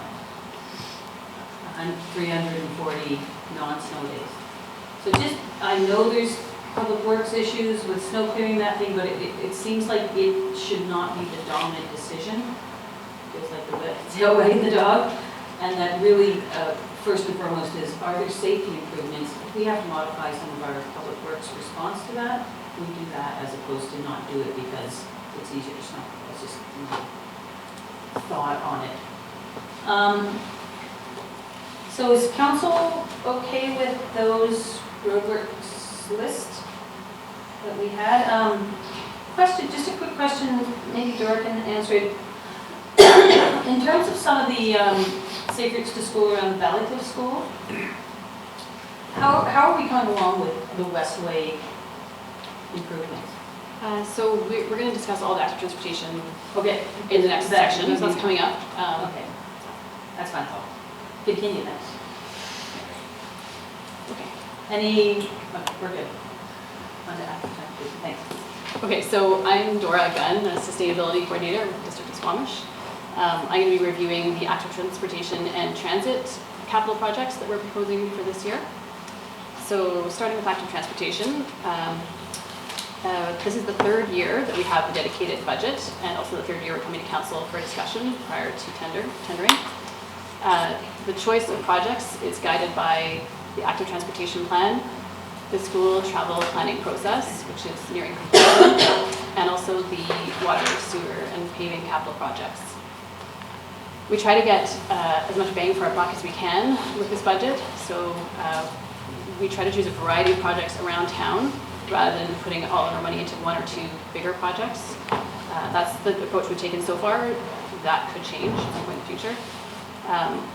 As has been discussed, these projects are quite costly. It's very difficult to retrofit active transportation into existing roadways. So it's just an expensive and slow process. This year we have a total budget of $900,000. That includes a $200,000 carry forward for the corridor trail lighting that was discussed previously in the paving budget. So it's actually $225,000 from each of the active transportation and paving budgets for a total project budget of $450,000. So moving on, I'm going to go through each of the 7 what we call above the line construction projects individually. Then I'll discuss the 4 design projects that we're proposing. I don't have on my slides the list of the below the line projects. Those are in attachment 2 in the staff report, so we can discuss those as well. So for the above the line projects, the first one we've already pretty much covered, is the corridor trail lighting, which is starting up right away. Project number, I just have some yes. clarification on that, because I'm just, the whole project is 225? No, the whole project is 450. And 50% of it's active transportation? 100% we're not stealing from active transportation to do road stuff? No, it's 50-50. Yeah. One. Okay, so item number 2 is also carried forward from 2017. We originally had a project budget of 15,000 for this one. When we did the design work, we found out it was going to be closer to 50,000, so that's part of the reason why it was bumped. This project will widen the underpass route, improve that route, as well as create a connection up to the highway there. You can see in that image, people are using a sort of an informal trail that then goes up and through the fence to access the highway businesses. So this would formalize that route and allow pedestrian access to highway businesses. Item number 3 is to create a sidewalk connection from Manheim School to the existing sidewalk to the north there of Manheim School. Once completed, that would provide a sidewalk connection all the way from Manheim School to Garibaldi, so that's completing that section. It was below the line in 2017. It's an important safe route to school, as well as being a short-term priority in the active transportation plan. Item number 4 is to create a connection between Pemberton and Hunter Place. Hunter Place is behind Nestor's there. So this is a really important route for people traveling from Valleycliff under the underpass and wanting to either reach the schools or the shopping area there. We have kind of a placeholder in the budget for that, but we aren't sure exactly how that's going to work out, and it may require an in-camera discussion in the future. Item number 5 is sidewalks near Garibaldi Highlands Elementary. There's 2 sections of sidewalk we're proposing here. One of them is to the east of the school on Portree. So there's a small section of sidewalk right in front of the school, and after that there's no sidewalk. So the east section would connect from the existing sidewalk over to Perth, so it would include that Portree Road, just on one side, the school side. And then the other section would be from the school on Highlands Way north to the curve. So we would love to connect it all the way down to the boulevard, and that is actually a short-term priority in the active transportation plan, but it's a very expensive project, so we're just proposing the first segment for this year.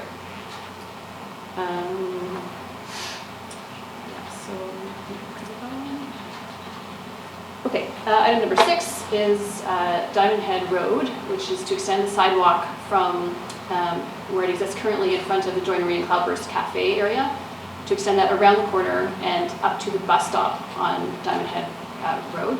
Sorry, that image doesn't show up very well.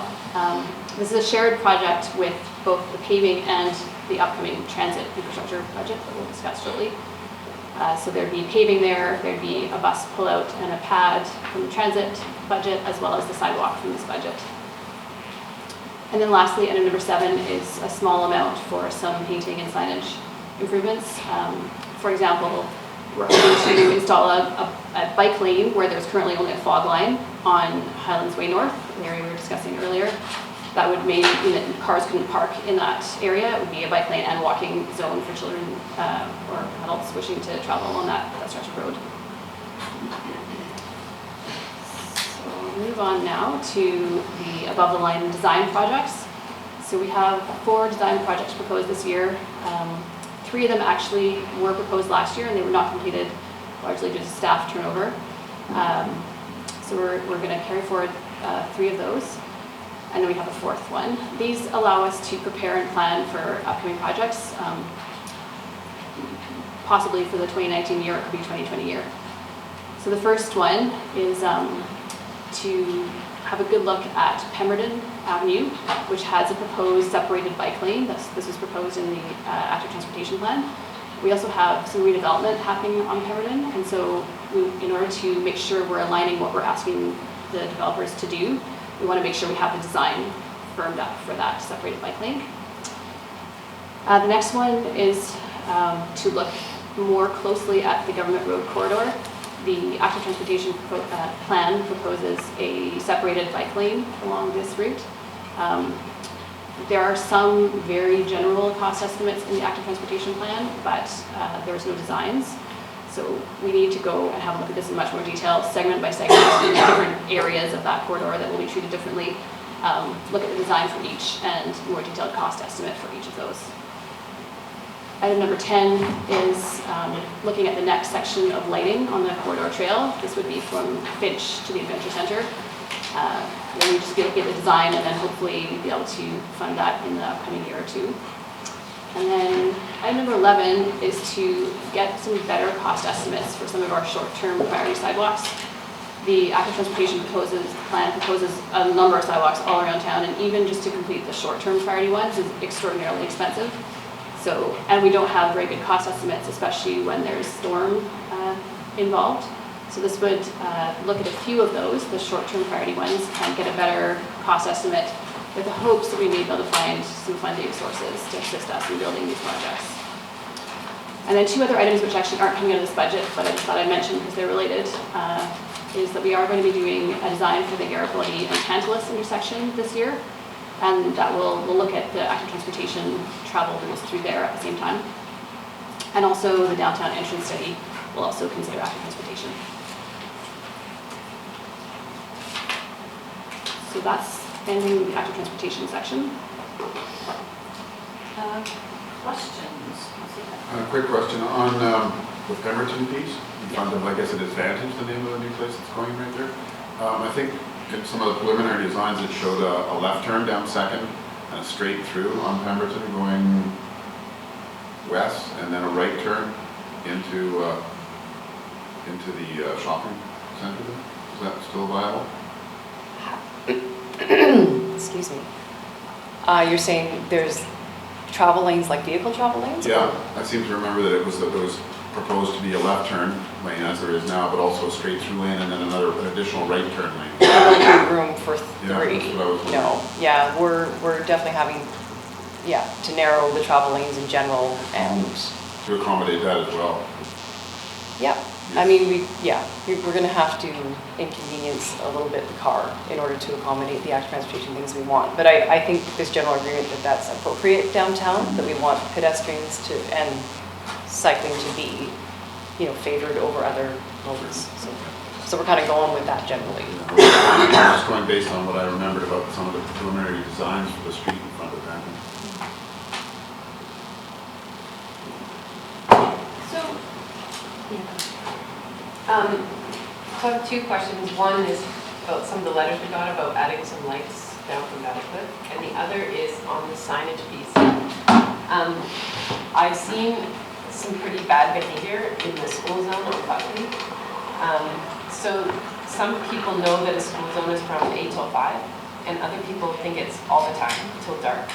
And so I've watched people pass people on Buckley at 5:15, 5:30, because they don't think they should go 30 anymore. And then there's about 2 cars that actually follow the 30 zones in the playground zones, which are from dawn till dusk. So I know people all took their driving exam, but they all forgot. And so it's causing a bit of frustration. So people honk at me when I do 30 near Brennan Park. But that's a long 30 zone, and the signage is terrible around there. So no one obeys it either. Not our transit, not our staff sometimes, not general public, and we've been seeing the RCMP go through there faster than 30. So I've seen bikes go faster than 30. yeah, but it's part of the road design. That's a huge wide road.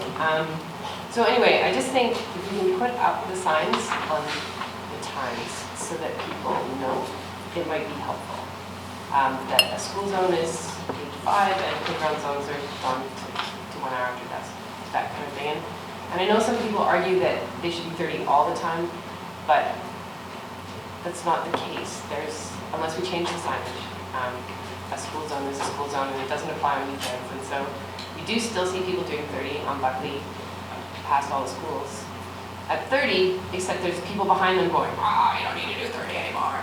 And I would either like to change the sign so it's 30 all the time and just acknowledge that it's just an ongoing playground zone, or else put the information up. Close to times. Yeah, I know we brought that up before, so. You want to respond? Yeah, my response isn't going to be very useful, I'm afraid, I'm sorry, but it's a very good point, and I will go back and look at it. I'm not 100%, there are standards. I think actually what council needs to do is put a motion for, I thought we actually already did, but if we want to have times on the signs, we should put a motion forward, vote on it, and you can use the yes or no. But I think we need to be clear about what our expectation is, because we've had that conversation before. Yeah. on that. So, unfortunately, Josie is our resident sign expert, and she, I don't think is here any longer. And I'm not sure if it's actually possible. There are standards with the signs, and I'm not sure if it's possible to put the times on them. So I quite happily go and get that answer and provide it to you shortly. But Quickly on that, what's it called, Seven Summits development? 7 Peaks. Seven Peaks. They had, part of that project was some upgrades in that area, and I don't think they've done the full frontage that was expected from that project yet, have they? Is that coming soon? So, for reasons that escape me, because it happened before my time, for some reason they weren't having to do any pavement restoration in front of their unfortunately that's one of those developments that started in 2011 or something, and then it came back again and then got bought by Polygon. It's sort of a confusing history, but the point is that for some reason they are going to come back and take away that perpendicular parking area and put a curb on and lawn drains in the grass area. Like they are planning to finish their section, but they're not repaving the road except where they need to patch. I thought they had to do sidewalks. They have a sidewalk that's close to their houses, like it's close to the townhouses, and they will be putting in a sidewalk connection to a crosswalk that'll connect to the corridor trail. Okay, so that still is to come. Yes. Okay. And then they'll have to do whatever pavement restoration is required to tie in with that, but they aren't going to be replacing the pavement. Thanks. My girls at school, sidewalks, sometimes doing projects, I think there's school going all the time. They have after-school courses, they have nighttime courses, there's plays going on. It's, 30 is a reasonable speed limit in a residential or school corridor, and to put that it's only viable when the kids are actually being instructed makes no sense whatsoever. We've had numerous discussions on this. It hasn't gone through for exactly the reason Dora said, because once your kids get to high school, there isn't a 9 to 3 or your kids are there all the time and they're going back and forth, and there's playgrounds and there's fields, and all our kids' infrastructure is there. It's not unreasonable because there's a few nasty people. There should be enforcement, not changing the speed limits to adjust to the idiots that are passing and being unreasonable. We make your bylaws or your signage adjust because people are being anxious or unreasonable. You make them, you enforce the bylaws. Can we, clarification, there are some rules that are Motor Vehicle Act rules about school zones and playground zones, correct? yes. Can municipalities, and as Karen said, these aren't rules that we make up. These are motor vehicle. So school zone is from 8 a.m. to 5 p.m. Playground, Motor Vehicle Act, not our bylaws, dawn till dusk. Can we override and actually post different times, or just make this a 30 zone? I don't know about overriding. I think it might be possible to make it a 30 zone. It's possible. I would Okay, say and it's not possible to simply count and set it 30 kilometers an hour. So I just wanted to clarify that we don't actually govern the rules around Motor Vehicle Act issues that are outlined there, but if we wanted to just create our own rule and make very clear, then that's a different thing altogether. I think that is possible. Well, let's, just put that on the table for a minute, let's have some more conversation. Anyone else? Jason? Just a question about the design issue and the design standards, is that a provincial or is that like a general, because Alberta has them, like in Alberta they put. Design of the signs? Yeah, they put the times, and so it's just, you see the same symbol, but then there's a white square at the bottom and it says, 8 to 5 when school is in session and, dawn to dusk. I believe it's provincial. Is it? Okay. Yeah, maybe I'll speak. Yeah, it is provincial. Jesse. I know about signs, unfortunately. So it is a provincial standard, provincial sign. I believe those signs are in the Transportation Act. So you can't adjust those signs, or if you put up those signs, they mean something to the Transportation Act. I do believe you can put tabs on them that clarify. I think you're going to run into confusion if you put a school sign and a 30-kilometer sign. I think there's actually some confusion now because we're saying the Transportation Act says one thing and our signs say another thing. So we might need to massage that. It's not to say we can't. We can certainly take out a school sign and put in a 30K sign, but if you have that school sign, I think that means something. Make sense? Yeah, no, I was suggesting that, saying a one or the other. Yeah. Yeah, I think most people know the school one, but not a lot of people remember what the playground zone is. And a lot of schools are playground zones too, so they should be in theory daunting to us. Yeah, I mean, I always do it down till dusk myself. Being that there's some development going on Government Road near the Mountain School and the high school there, and I know there's discussion about foot passage through that area. I don't think we want to lose the opportunity to, but there's some discussion about putting the sidewalk on the school ground, on the grassy part on that side, on the inside of the ditch. And, I know there was talk about filling it in and all that, but hopefully we'll secure that sidewalk so that you go across the crosswalk and over onto the school ground and up that way, to keep everybody off the road. So, Jojo, do you want to respond to that? Sure, so that project has not fallen off the list, it's just not proposed to be built this year. no, I know. It is, I've started to work with the school district on that, and there is some support for it. There's a bit of concern about having it be a public access route on school ground. But I don't think it's a showstopper at this point. So we're still working on that. That sounds like the school district. Anyway, I just, and then I know you guys won't miss that opportunity, but it is, we can hold that development to some things, some improvements in that area. And as far as the, and I know we did discuss about making a lot of streets 30K. But the list that you have here, I think that's great. I'd love seeing all those little loose ends picked up and getting there. So I think it's good.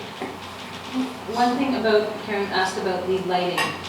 We've gotten a number of letters, and I do feel Valley Cliff does sometimes get overlooked when we evaluate these projects, and whether this weekend, and it's a steep trail, it's a difficult trail to begin with, let alone at night when there's no lighting. So how can we make sure we're not sort of overlooking these critical issues? And can we, what would that be to put lighting on that trail from, I guess it would actually go up from Cliffside Pub, I still call it Cliffside Pub, and then down. I don't know what it would be to do over that trail and then down on the gravel trail. I mean, we did look at those with respect to the questions about the corridor trail and the line from gravel trail. It's not as easy and as cheap as it looks, because A is the BC Hydro poles, it's high voltage, so each line needs a transformer. So it just gets expensive to do. It's not as easy as just putting up a light on the pole. Each light will need its own transformer. So we can do it. What I, Jesse's predecessor, we chatted about whether or not there might be funds left over on the Guildford paving project that we could use for that. Or we can put it onto the active transportation, but something's probably going to fall off because it's not going to be a cheap, those two lights are not going to be a cheap solution because of just the circumstances of what we have to deal with. I just had one additional comment that the Scott Crescent development also has incorporated into their land development agreement. They have a cash contribution for improving the trails from Hospital Hill down to the bottom of Scott Crescent. And so I don't think there's... tonight. Okay, so I don't know specifically if there, There's some cash in that land development agreement, and I don't think it's very explicit in what it is. I think it's a general title like trail improvements or something like that. So there's some potential to do something there. Yeah, on the agenda tonight, it does talk about this TP not initiating the land development agreement, community amenities, although it may be a conversation we want to just have with them and say, hey, this needs to be done now. Let's get it done. Any other comments or questions about above and below the list for the active transportation budget? So it seems mostly going towards sidewalk improvements and less towards actually new trails or items. Yeah, we decided to do that this year. We shied away from sidewalks largely in the previous budgets, and this year we felt that there was a few that were really important and that deserved some attention. And I was a little disappointed not to see those two pieces in and around the Valley Cliff School. Those sidewalk pieces have been a major topic of discussion. They were very topical during our walkabout for Safe Routes to School. They seem to be about 50,000 together, 60,000 together. Did I get that right? 35 or 34 and 25 or.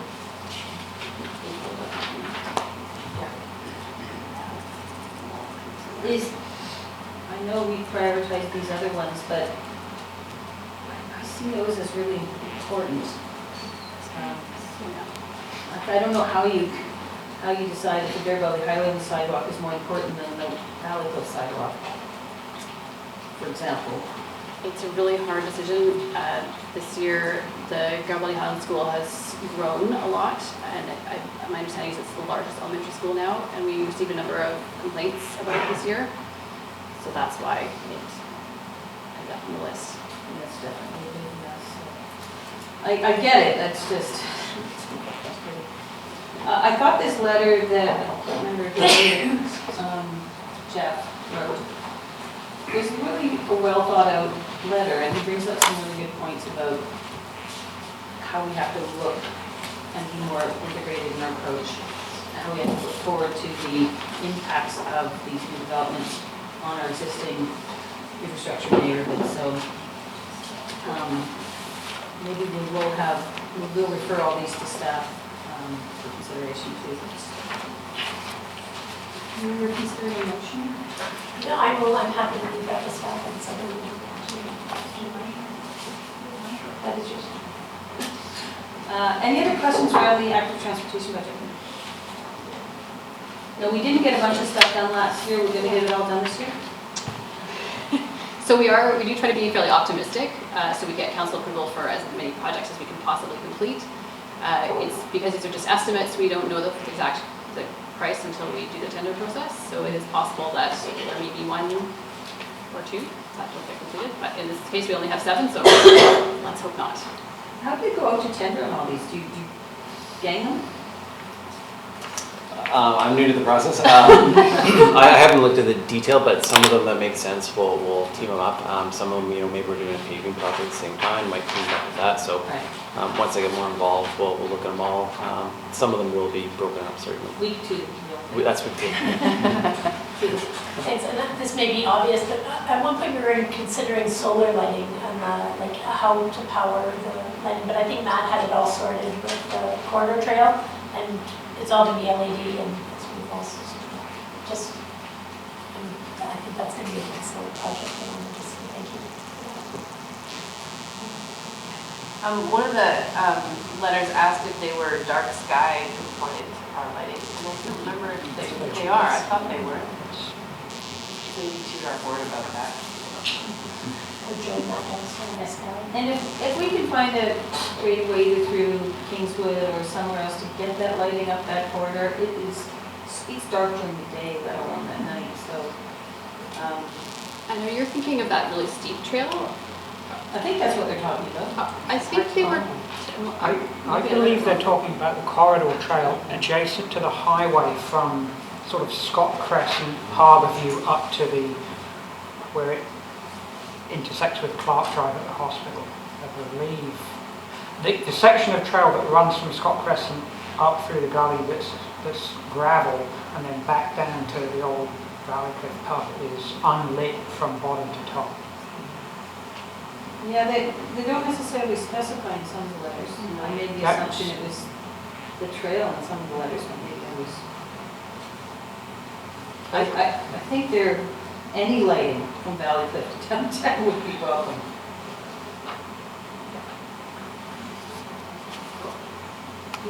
I mean, to me, since we're going to widen under the underpass and create that pathway, try to become an under, it would seem to me that we should focus our infrastructure on that corridor trail.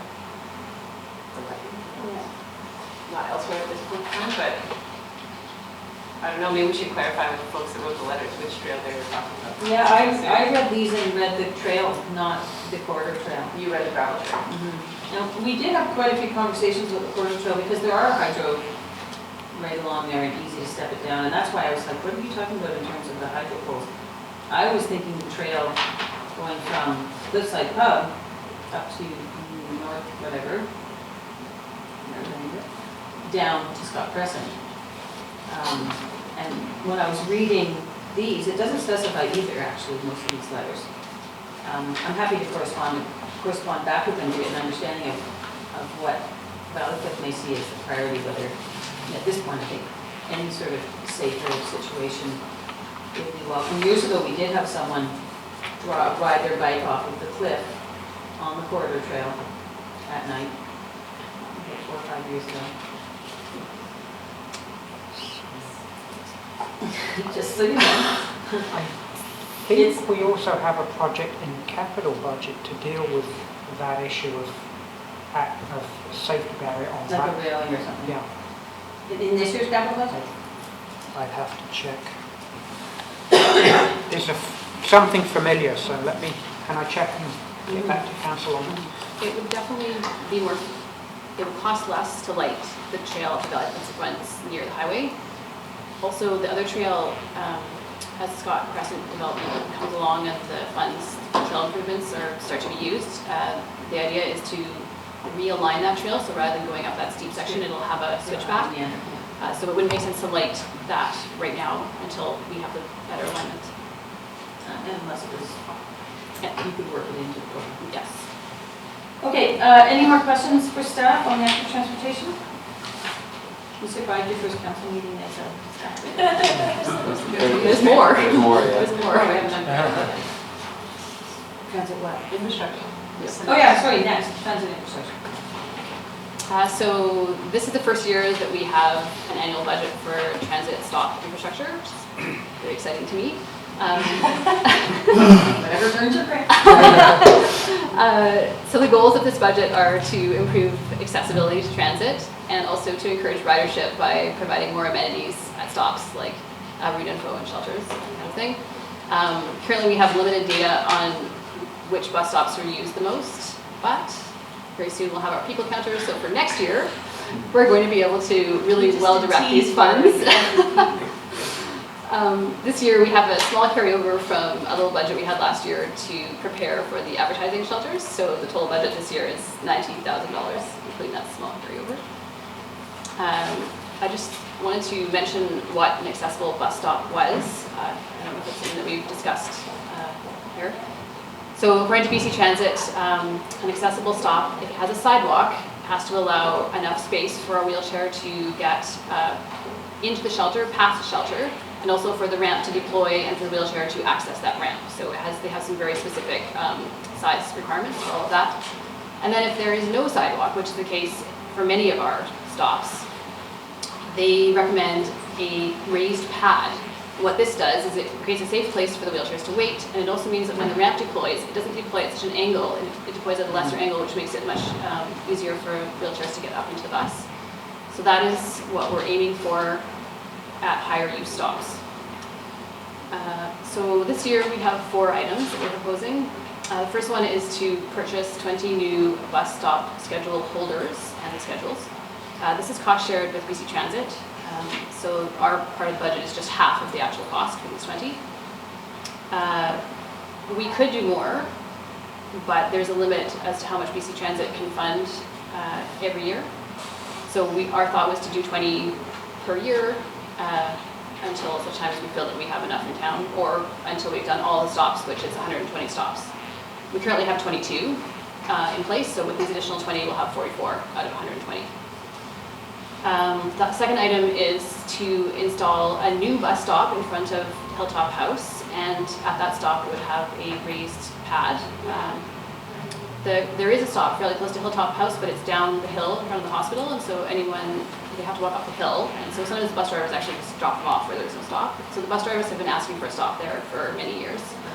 So this would have a raised pad on that side, and then it would have a raised pad southbound on the other side, where there already is a bus stop.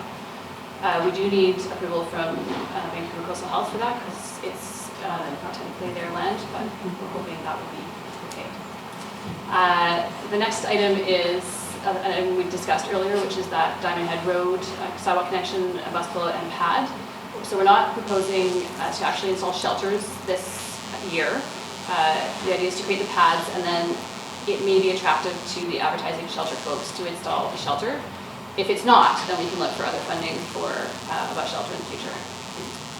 And then the last item is, again, to create a pullout and a pad at the bus stop northbound in front of House on Secondary. Again, no shelter this year. I know that site is attractive to the advertising bus shelter folks, so they may, as long as their program is moving forward okay, they may be able to install a shelter there in the future. Yep, Tim. Michael, wait, are you finished? I'm Yeah. finished, yes. I think if we have any kind of substantial development, 3 units and up, that there should be a requirement for them to put in a covered bus shelter in the nearest location.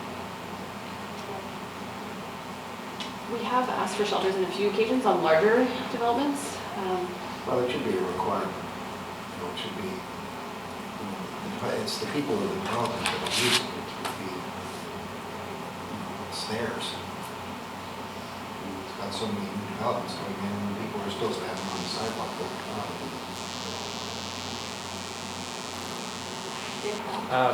So in terms of our subdivision development control bylaw, the local government act limits what you can actually require to roads, drainage, sewer, water.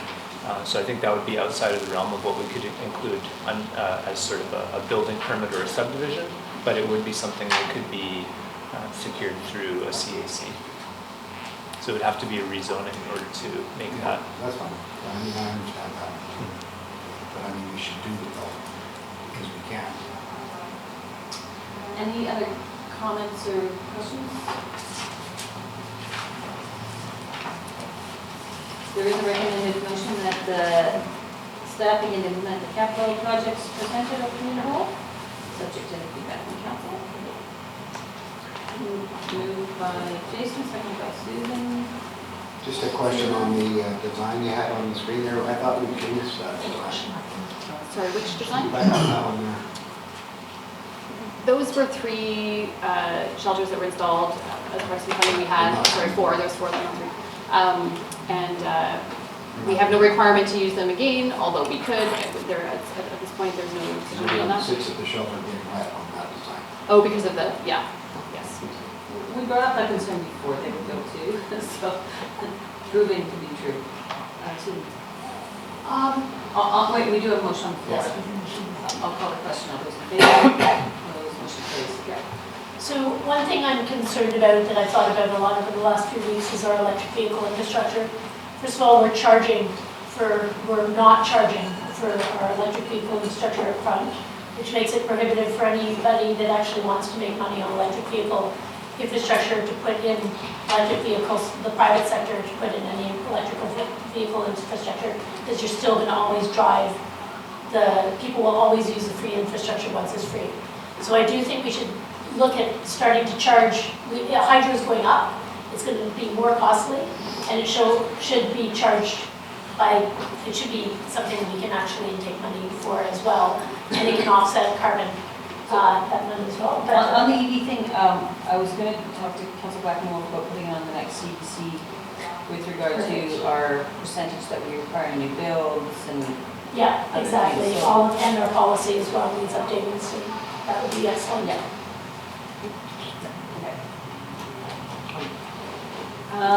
Any other comments on? Carrie had Also, something. just on that note, we can't resell electricity, only BC Hydro can do that. So you can't charge for the use of that facility. So nobody charges. I don't know if BC Hydro does, but they're the only ones that can. We're gonna have a Yeah. conversation about it. And I think that policy has actually changed now, so. Yeah, I think as electric vehicles become the norm, that conversation is gonna have to change, because it won't make any sense for anyone to just supply power to fewer people. Yeah, and absolutely, and then we have to take on all electric vehicle infrastructure, which is impossible. Yeah, so, Jason and I will talk over that. Council priorities, thank you very much. Yeah, Are sorry, we done? and- Do we have any more? Yeah, okay, That's sorry. fine. Parking improvements, yes, These I'm were getting just- off track. Very quickly, these are just some essentially signage and paint improvements to downtown that we were proposing to do. A small area on Victoria Street, sort of next to the angle parking next to Copper Coil. It's currently unrestricted, so we've re-signed that as a 2-hour zone. Install a patient drop-off store near the Cornerstone building with a constant request from that. Just a note that enforcing that will be tricky, but we will do it anyway. Overnight residential parking on 2nd Avenue, what we're proposing here is to allow that between 6 in the evening and 9 in the morning, unlimited overnight parking, but during the day it stays at 2 hours, so it would address some of the issues we're having with folks having nowhere to park at night.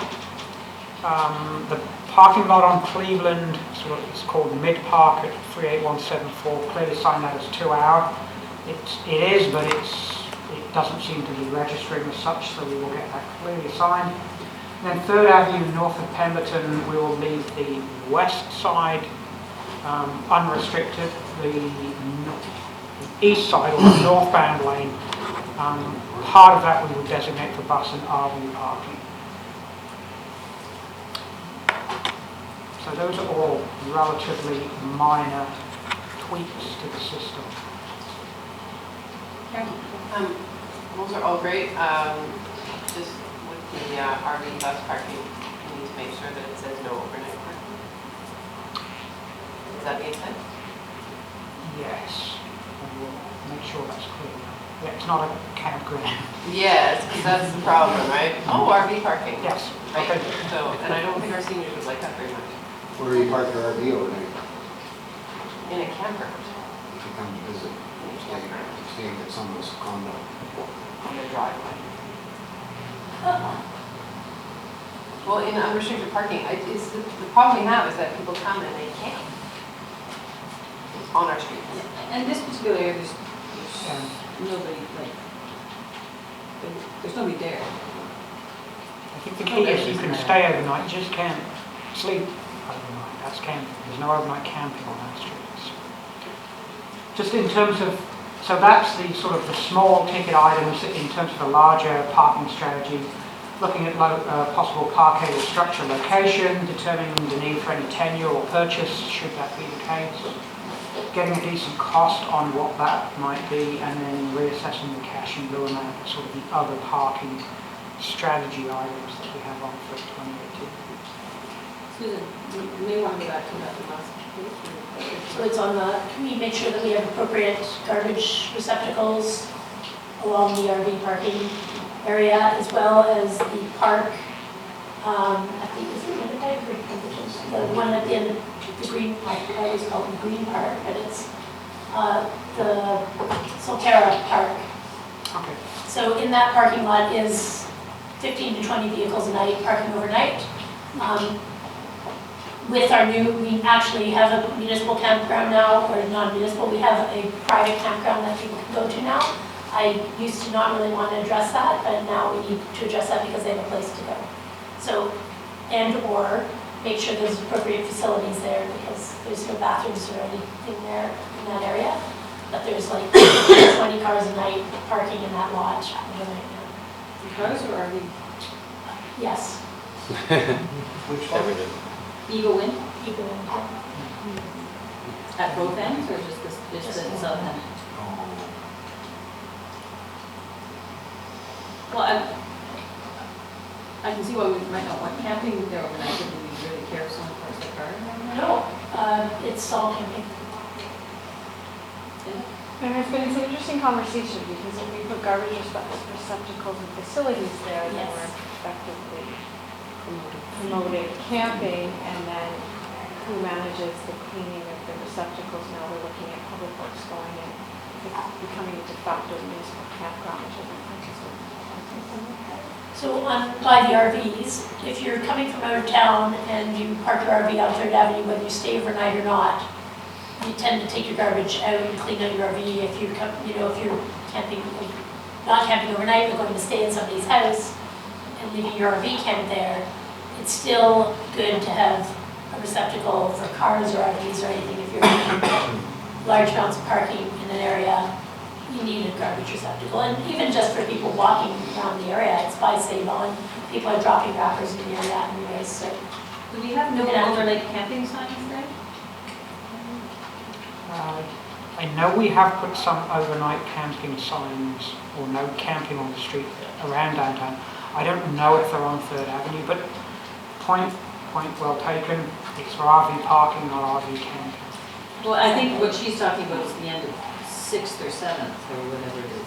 That's actually got good that's already taken care of as far as garbage, but I think if we're going to have RV parking, we need to, it's not, garbage receptacles aren't encouraging overnight parking, they're encouraging people putting the trash in the correct place as opposed to throwing it in the river.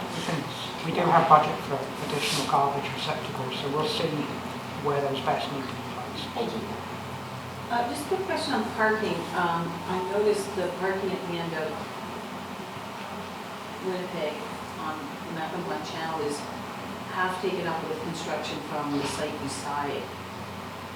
It seems quite a few stalls have been minimized there. Okay, we'll take that up. Yeah, and I don't know, I know there's some works that are going to be done at the end there, and so if it's actually construction being done, or if the construction site is just overflowing, just keep an eye on it, because it's reduced the parking in that one parking lot by quite a few. In our municipal parking lot at the end of the park, our road access goes right to the water there, and yet the construction fencing. That's what I just said. That was what I was just talking about. No, but the right of way is fenced off, and the construction is actually preloading at the end of the park. That's what I was talking about. Okay, now you're talking about vehicles parked in there. I'm talking about. No, I was talking about construction site overflowing, taking up parking and not allowing parking to happen. And I'm talking about not just the parking lot, but the actual, like they're preloading and the fencing comes into our right of way. Yes. We're not going to say Same thing, yes. We will keep an eye on that, yes. Well, it needs to be fixed. Yeah. well, oddly enough, when they're all done, there's going to be no parking there anyway. But to the garbage cans, to Linda's point, I used to have a motorhome, and wherever I parked, if there wasn't a garbage can there, I certainly didn't throw the garbage on the ground. Matter of fact, I was kind of really good at going grocery shopping and taking my garbage into the store and getting rid of it. So if we have extra garbage cans, I certainly think from my farmer's market days that there's more appropriate places for extra garbage cans than. I'm just going to look out for them. I know that we had trouble at the farmer's market. We never seemed to have enough garbage there. They got to zero waste. They're not wasting anything there, but I don't know, there might be some parking lots where people parking while climbing or whatever that could use the garbage cans for. Bus stops and trailheads are. Yeah. Any other comments or questions about the parking projects? Let's see any. Are we now finished? This is the last one. So we've already passed that motion, have we not? So that's it? Thank you very much. Yeah, thank you. Thanks, everyone. Does council want to take their 5 minutes? We are back in the committee hall meeting. We are on the last item of the day, council priorities 2018. Linda. Thank you, Mayor Heinzman. Linda Glenday, CAO here at the district. What I've provided for council, and it's on the screen, although you can't see all of it right now because it'd be too small, is a listing of all of the planned and budgeted special operating projects for this year. Some of them bleed into beyond 2018. And then further down are the strategic plan projects listed here. We can go through them one by one, or as you can see as well, I've highlighted until October, which is the balance of this council's term, because what I understand of this is council would like to discuss ensuring that those priorities, or prioritizing these priorities to make sure that staff are focusing on what council would like accomplished prior to the next election. There are a few projects that perhaps staff could benefit from a better definition. The one example that we've discussed previously is the zoning bylaw rewrite here, number 17 on your spreadsheet. A complete rewrite of the zoning bylaw would take well into 2019. So a clarification from council on what would be the priority for the next 6 months. What elements of that, staff of course have been working on several of the omnibuses to update it, but you know, it's a 3-inch thick document. To do the full overhaul would take much longer than the balance of the term. So this is Gantt charted out in a way, so the deadline obviously is where the color ends. And I can see council reading, so maybe I'll give you some time to look over it and then we can have a discussion. I think, in particular, I mean, the zoning one is, I think, close to everybody's heart. And it is a big project, but we have been taking a very update, you know, every 6 months we've been doing some sort of omnibus and longbus. So it could be that, I think you articulated this a little bit already, that council wants to prioritize an aspect of the zoning bylaw that gets done in the next 5 months. Realizing that the full rewrite might take another 6 months after that, or whatever time frame. But it's that kind of conversation that I think we want. I would agree. I think there's things around like the new step code and making sure that our council has an opportunity to include those in the zoning bylaw that are important to me. So I think that when you wait to do a huge overhaul, it's hard to pick up on those continuous small things that staff are finding that need to be updated anyway. So I'd rather just identify, if we break it out about what staff sees are the key things that need to be updated, if we did a whole overhaul, and then just sort of say, what are the things we could accomplish in the first 6 months? What concerns me, I think, is using up our land for employment. We have not looked at our business park bylaws, and while the zoning in business park has not been, I guess, copacetic to having density of employment there. We have bakeries with 2 floors that they have to heat. Everything's 2 floors, like big open warehouses. And most people don't need that. It's bad for the environment, it's bad for employment, and you can't have density on top of those things. So how do we look at densifying our employment lands in the business park, making sure that we have either, we've already done the mud zones. I think that was fantastic. We'll see what comes out of that. But to basically just look at our business park as a low density, single floor slap up cement thing with no sidewalks in that area, you know, maybe that needs a neighborhood plan, maybe that area needs a neighborhood plan to find out what the public wants to do, but having more employment in that area, since it's going to be our only area of employment soon, would be amazing. Can I get you to just clarify, when you say density, you're talking about Employment job density, yes. not housing density? Correct. Thank you. Just want to make sure that's clear. Yeah, comprehensive buildings instead of slap up cement. So we don't have a neighborhood plan or update of the industrial park, business park, I should say, in the current it's not currently in this. No. And it wouldn't necessarily, and I'm looking for more clarification on Councilor Strauss.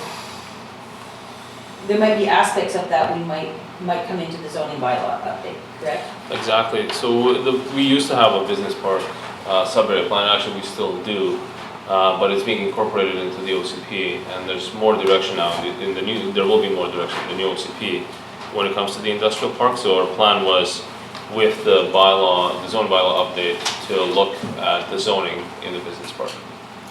Thank you. So I'm just wondering, I'm just trying to approach this in a survey, because we're not going to dig into exactly where in the zoning bylaw, but I think I'm hearing from council is there are parts of the zoning bylaw we want to get complete. So take more of a, instead of a big comprehensive look, but let's do these 4 things within the zoning bylaw by August or whenever the time is. That is kind of the approach that we would be recommending as well, is because there's going to be things once the OCP is done that I think are going to be more high risk to be in conflict with the OCP than other things, Right. and that's particularly to do with land use. So it might be best to do a phased approach where we go in and we do those key, fix the key misalignments with the OCP first, and then move through the rest of it. So how, I mean, we're not going to dig into every little piece today, but how do you suggest that, do you suggest maybe this comes back at a CPC meeting or a committee of the whole, and you come back and say, hey, we can get these things done by the end of the term, and we still have these things to do over the next 6 months after that or whatever, and then council could say, well, no, I really want the green building stuff in here or the step code stuff in here. And do you suggest you come back with a bit of a rundown of how we might break up the zoning bylaw into phases, I guess we call them? Exactly, yes. Okay. Matt Gunn is going to be working on the zoning bylaw update, and so we're already preparing that list. And I think that's the best approach would be to bring it to a committee meeting and we can flush it out with some timelines. Okay. Okay, go ahead and then Karen. How does that integrate with our neighborhood planning? So if we're zoning, the things that I think of is that most of the time we take uses that we can't imagine and we put them into currently existing zones, and we end up with a list of uses instead of having more or a less restrictive zoning bylaw.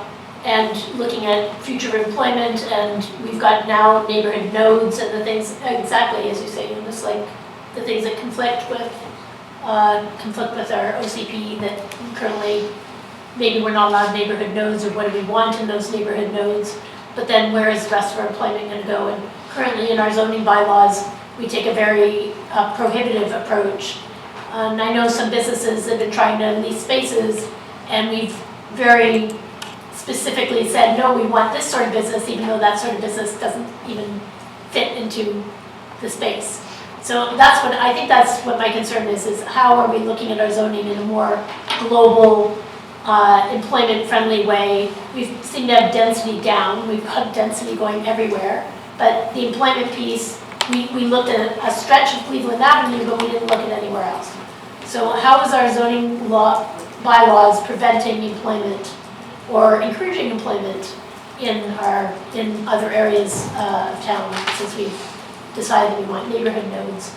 And in particular, the business park, we've already designed Waterfront Landing, the oceanfront's well on its way, but the pre-existing places really need a better comprehensive look at how we're encouraging employment in those areas.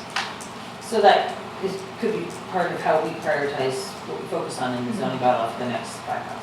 Yes, I think specifically with the business park, we are planning to clarify the uses in the park. But I just want to caution that the zoning bylaw update is not going to be a substitute for neighborhood planning. So that we'll still have to go through that process for all of the rest of the neighborhoods. Whereas I think in the business park, there's a bit of a clearer understanding of what needs to be done. Yeah, that's exactly it. It's just integrating the neighborhood plans and employment strategies, because I think we tend to look at neighborhood plans as like sidewalk and mobility and density, and then adding a neighborhood node instead of looking at employment as a comprehensive addition to our neighborhood plan. So, yeah. Sure.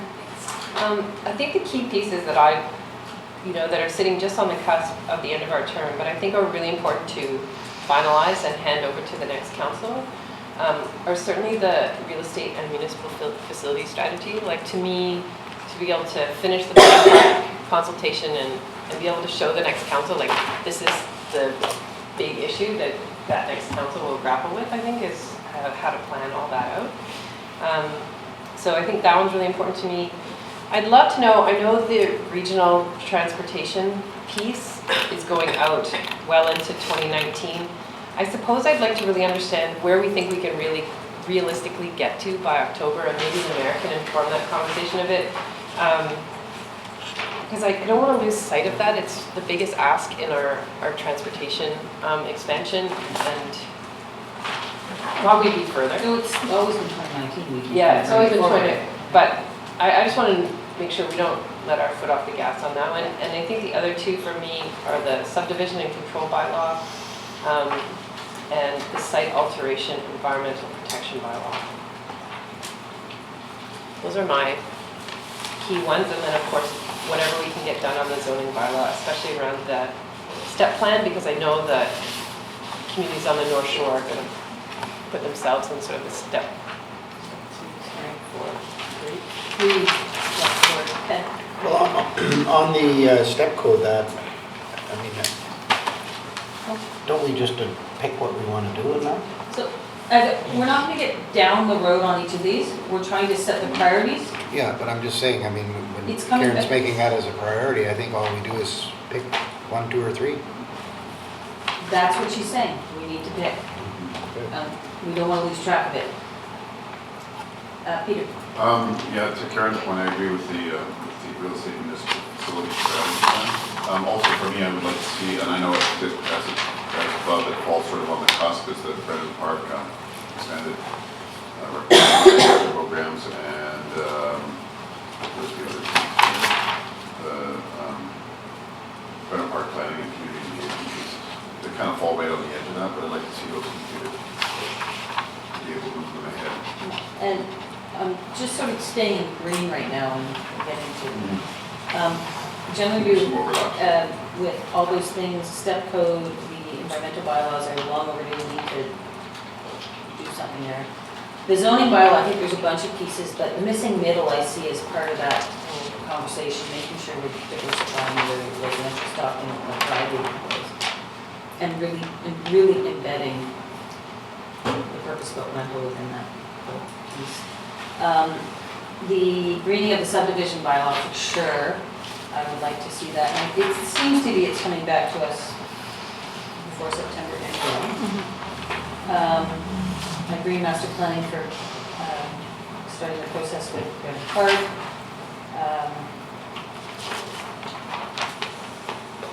Generally agree with what was said.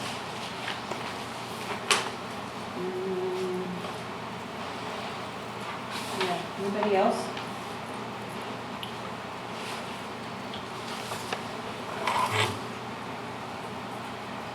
I mean, the other ones, we're not saying they're not priorities, but it's okay if they don't get in before the end of term. Do we want to move on to projects? Well, just a comment on these ones. Yep. There's lots of them, of course, that run through into next year. And if we go, let's skip that one and do this one, is that the kind of thing you're thinking? I'm sorry, what was the question? I think it's not so much, what he said was if we prioritize this, we're going to skip something. I think it's not so much skip, it's just we won't, it may go a little bit further because we're going to focus in on getting these things done.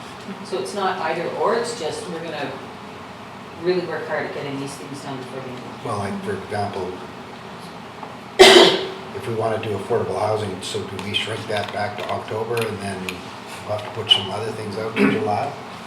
Mayor Heinzman, I can clarify that while Gary keels over. The affordable housing project actually on this spreadsheet. I just use that as an example. Yeah. Any of the longer ones. The longer ones are definitely, like the ones that really can't be reprioritized to get done before the end of your term are things like the TTP.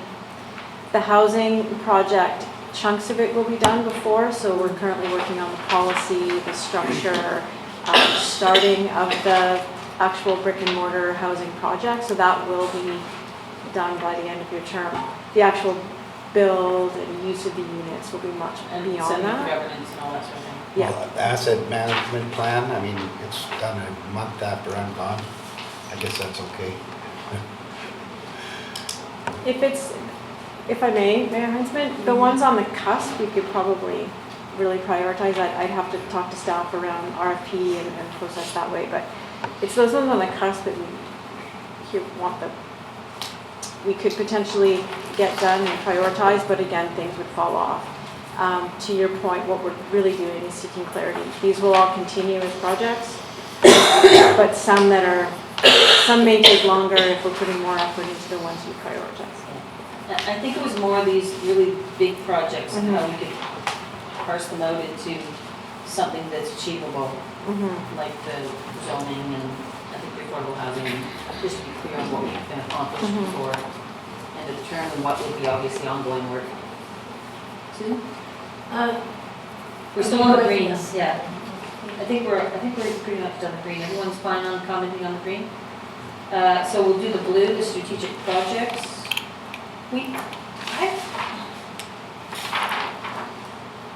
I'm not sure, from my point of view, the municipal civic services building redevelopment plan, that's wrapped up in the real estate facilities strategy. So, correct. I think for me, it's more getting that strategy dialed, and that strategy will inform the prioritization of all of those things. So, I'm not hell bent on getting that piece done. I think the council leader disagree or agree.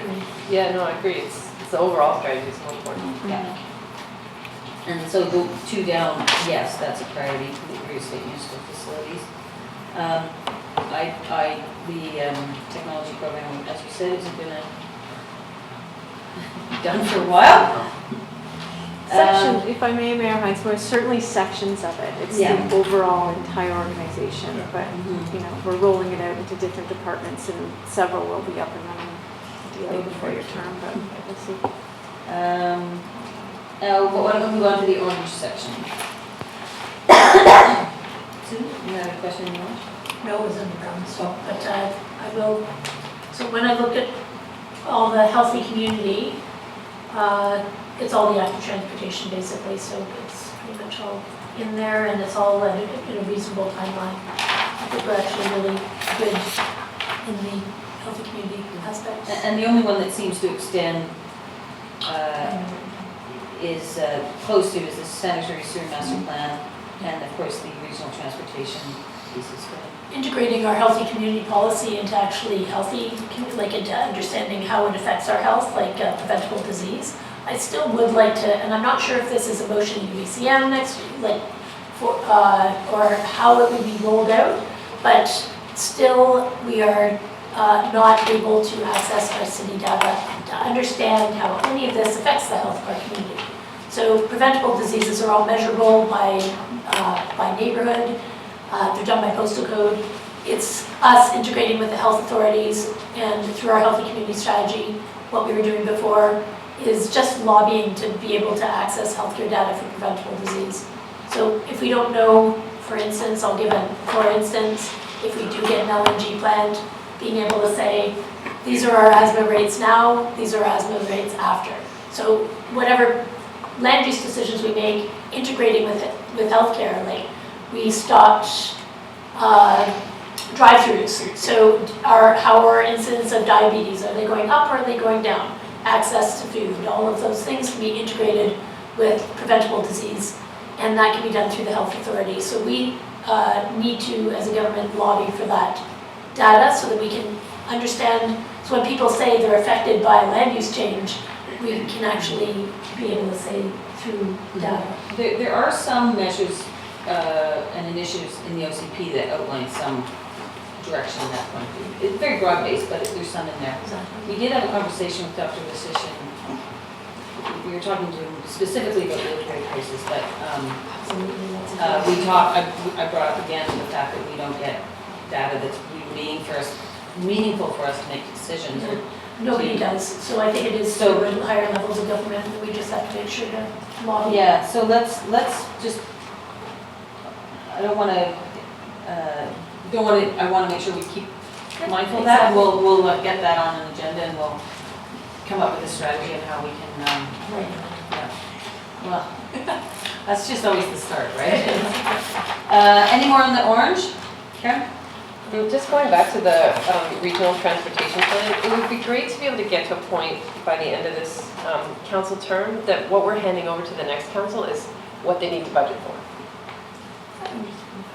in 2019 to actually get it running. Yeah, and that's getting the provincial government to be clear on what their expectation is, or us to persuade them what we think their expectation is. I think we have a lot of things that we know we need to go and talk to the province about. And so I think not waiting for UBCM, but finding a time to get to Victoria.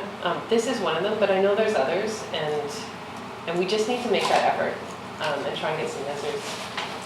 Yeah, we have made some requests to, we have made some requests to the Ministry of Transportation on that front, and again, as I said earlier, with the Ministry of Finance, we haven't been getting the responsiveness even just to the request to meet yet. So we're going to continue to pester, but they have slowed down in terms of, when they first got in, they were like 2 weeks, they'd be back, you had a meeting, and now it seems to take a lot longer to even get a response from them. So I know there's challenges in governing. So I know this is unpleasant to hear, but we brought this up 3 years ago. We had a staff committee. We know the cost. It's already in our transportation plan. We absolutely know. It's just figuring out how to pay for it. And it requires a regional transportation committee in order to collect our gas tax, in order to pay for it. And Whistler was going to do the plan. Then it was we were going to have an update of staff. Jack Crompton let me know that it was coming immediately. That was more than 7 months ago. So I guess immediate is a different timeline for Whistler, but what is going on? I just don't, it would be amazing to know what's going on. I mean, you did give us an update about a month and a half ago, but where are we at now? Gary and I met with Whistler on Monday morning with their CAO and general manager, so Gary's counterpart. And previous to that, a couple weeks ago when we met, I guess it's longer than that now, but we met with Ministry of Transportation as well as BC Transit on a staff level to talk about it. The purpose of the meeting on Monday was to flush out recommended governance models and showing the pros and cons based on other examples and potential options, and then as well as potential funding mechanisms. We're updating the rest of the CAOs April 6th, and then the idea is to get it in front of council shortly after that. Perfect. Thank you so much, Linda. Appreciate that. Then, Yeah, that would be the #1 priority for me. number one. Number one, absolutely, because then we'd be leaving the next council at least with a gift of some income. Get the governance. or at least some clarity on what You it's know, going to happen. that's, Thank you, Gary. Any more on the orange? Brown. Brown? Green. Is there a brown? I only see 2 lines. I thought you said it was in the brown section that you had something. I did, but there's not much brown to comment on, and that's my comment. And they're both scheduled to be done before summer, so. Environment. No, I'm just wondering where the rest of the brown is. Where's the economic development and the economy stuff? Where's the economic piece of our website being finished? We've got 3 grants out now. We haven't completed the work on any of the grants. Thank you, Mayor And maybe just Huntsman. clarify what you, because you haven't included the whole work plan on, there's nowhere near, so what's. So, in terms of the green projects, these are the ones that are essentially discretionary. And then strategic plan projects are those that are still outstanding as opposed to the entire strategic plan, which is pretty satisfying to put together because we've got a lot done. All of the other projects are here. So Smart Cities Challenge, Rural Development, this is the grant with economic development that they're partnering with the Chamber on. So all of those projects, the website, Smart Cities, all of the other economic development projects are either within the current work budget, so salary, or these items in the gray. And just as an update, the specific website is undergoing a soft launch next week. Okay. So there's nothing in planning that has to be done for economic development, there's no timelines that need to be set because it's already in the plans. Exactly, yeah. Yeah, I just wanted to clarify that because the audience, or sorry, the public can't see either, but these are all the That's exactly. projects that are well underway and will be done before the end of your term.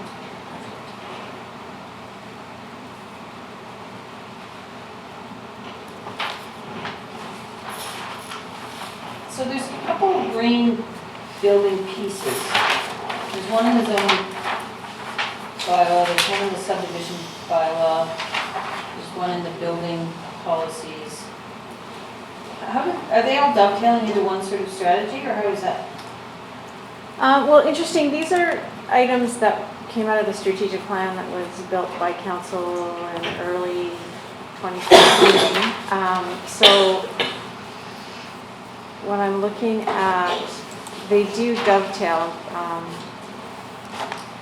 So develop green building policies to provide incentives. Yeah, and you do say over here, this will be tied to the zoning bylaw update. Yeah, in the comments.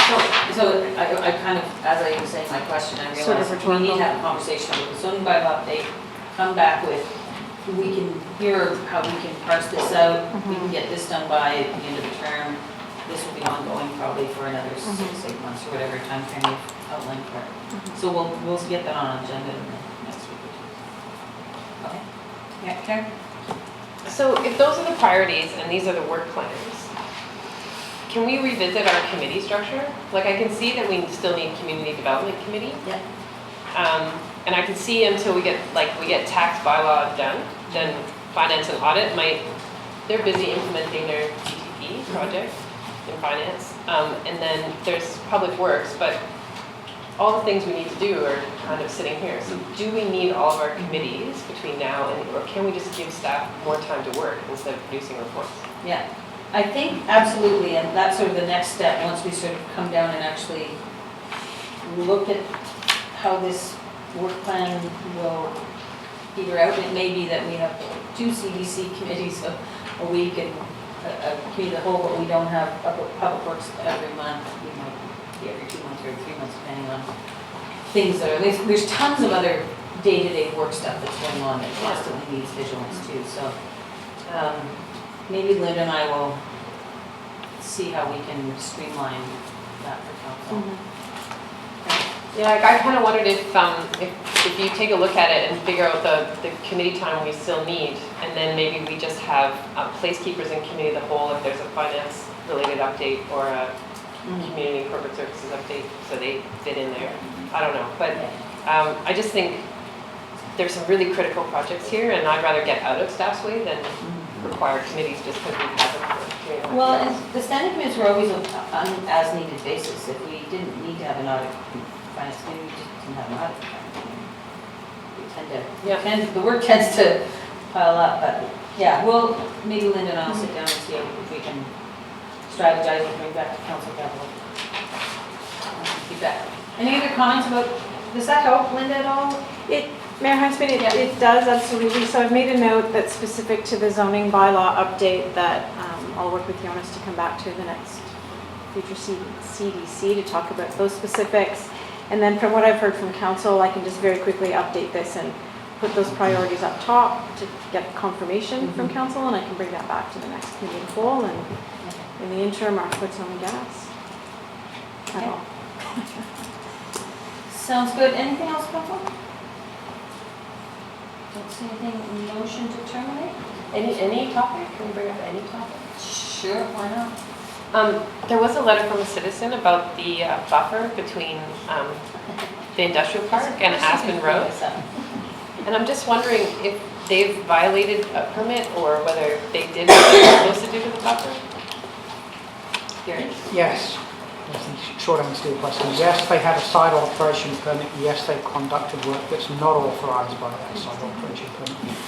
They have cleared supposedly danger trees in the buffer area. We know they've gone beyond that. We haven't seen a danger tree assessment, and so we are dealing with that issue with them right now. So Who's the proponent on that project?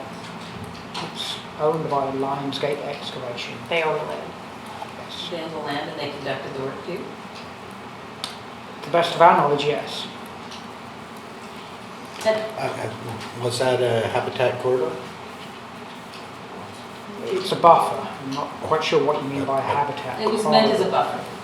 Yeah, but I think it's also a habitat corridor I'm sure It there was- would be habitat, in yes. our green systems. It's pretty egregious what they've done. It's there. egregious, it's disrespectful, and we need to make sure that they understand that in a real way. And that could be monetary. I'd like to see how a site alteration permit can be Understood. implemented there in terms of setting some fees up, expectation to replant, leave it in staff's hands, follow up.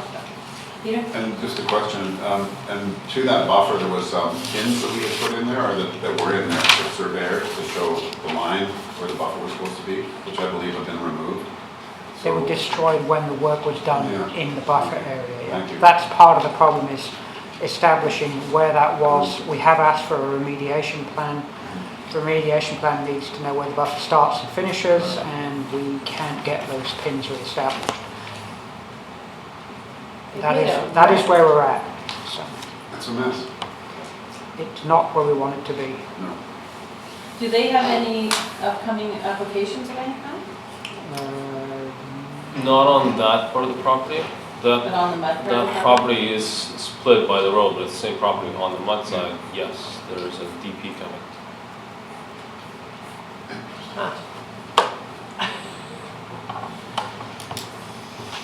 Tell them that council's really angry and the community is really pissed off. Yeah. The neighbors on there are upset. I would be upset if I was a neighbor. I'm upset and I'm not a neighbor. Very disrespectful. And has BC Rail Properties cleaned up the old landfill mess? I don't know. What my ask last time was that they had contracted someone. That was all they would tell me. They wouldn't tell me when that work was, or they weren't able to tell me when that work was going to be done. So I don't know. So it hasn't been done. Okay, thank you. Motion to terminate, moved by Susan, seconded by Peter. All those in favor? Opposed, motion carries.